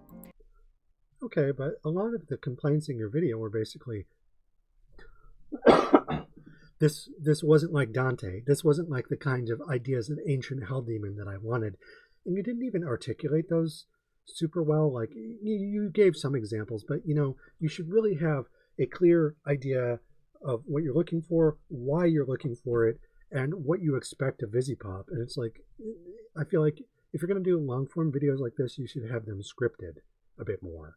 Now, me, it's like, okay, pot me kettle, but I'm literally just going and responding to your video bit by bit. If I wanted to do like a written response or something like that, I would, but not going to. Not right now, anyway. The worst thing an artist can do is treat themselves like there's nothing needed to be fixed. Okay, yeah, that's valid. Because all you're going to do is stagnate and never become more than what you already are. Okay, yep, totally valid. Yep, absolutely. I would have had this at the start. So have it at the beginning with the thesis argument, hammer everything out, have a nice solid intro, and then walk us through that, and then have the conclusion where you're kind of reiterating everything, and maybe ending on a final, like, food for thought kind of statement. So please, hear some voices out, and just hear their gripes with your media. And that's valid too. You know, you're being polite to Vivzie. You're not like, well, fuck you, bitch. You know, do what I want. Like, you're genuinely, like, you care about the franchise. You want it to go in a particular direction, but this is the parasocial nature of this kind of thing. Like, she doesn't have to listen to you, and she's probably not going to, because she has a certain fan base that is already paying the bills. So, and if that's just the nature of things, and she's already kind of doing what she was doing the whole time, she's just doing her thing, then guess what? That's her world. So if you want something different, make it yourself. That's just the hard, fast reality of things. Them's the breaks. And see if there's anything you can do to change that.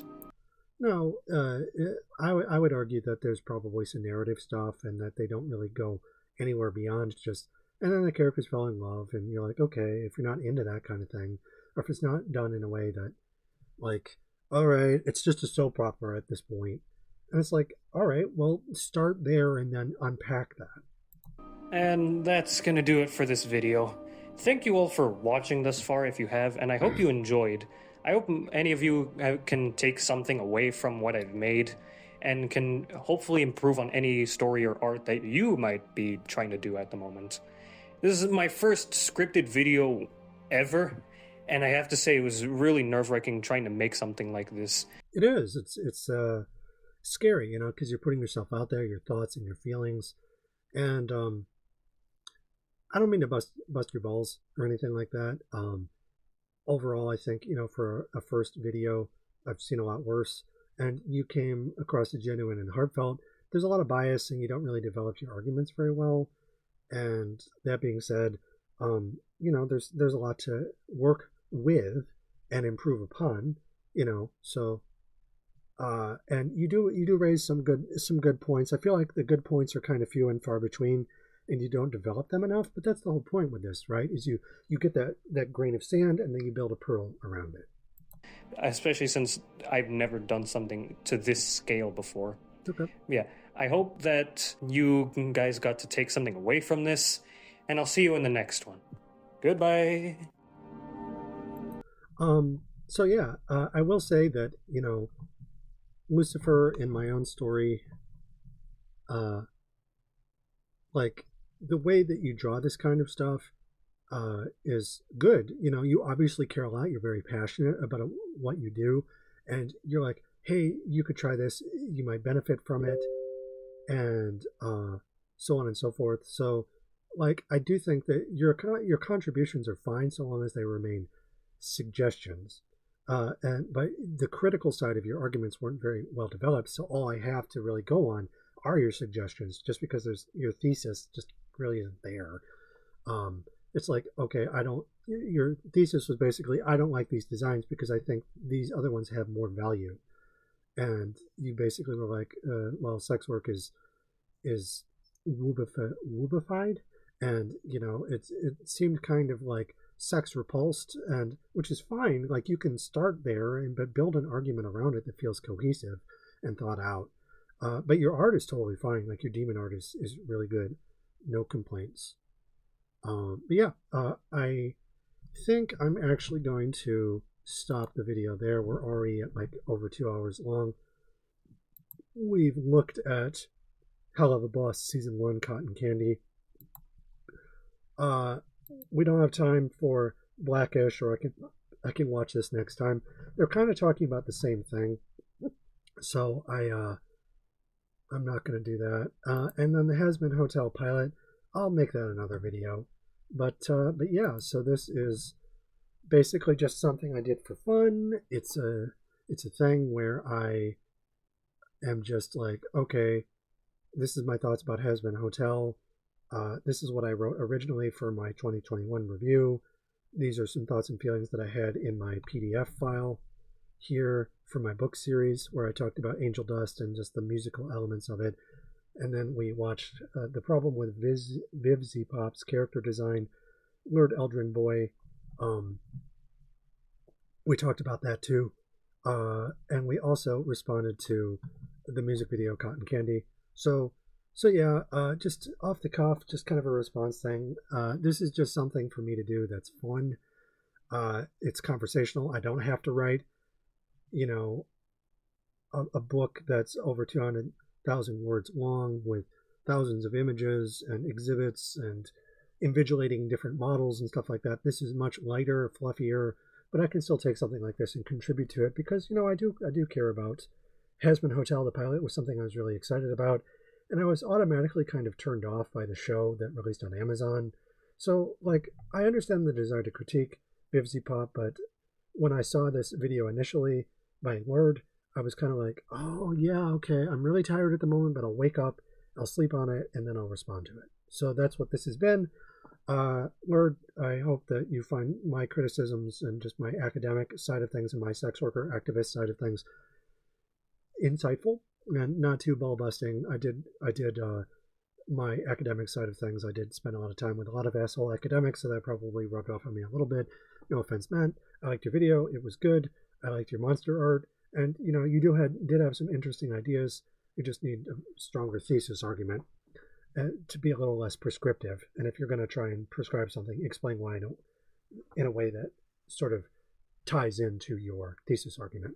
So yeah, that's my thoughts and feelings. And I'm going to cut this one short. Basically, I have one manuscript left for my book series that I'm working on. It's mostly written. I'm just doing illustrations. So I should have more time to do videos like these. I'll probably end up responding to some more videos about Hazbin Hotel and Helluva Boss, just because there's more that I want to say about demons, because I just released a book about demonic poetics and sex work and stuff like that. So this is like my bailiwick.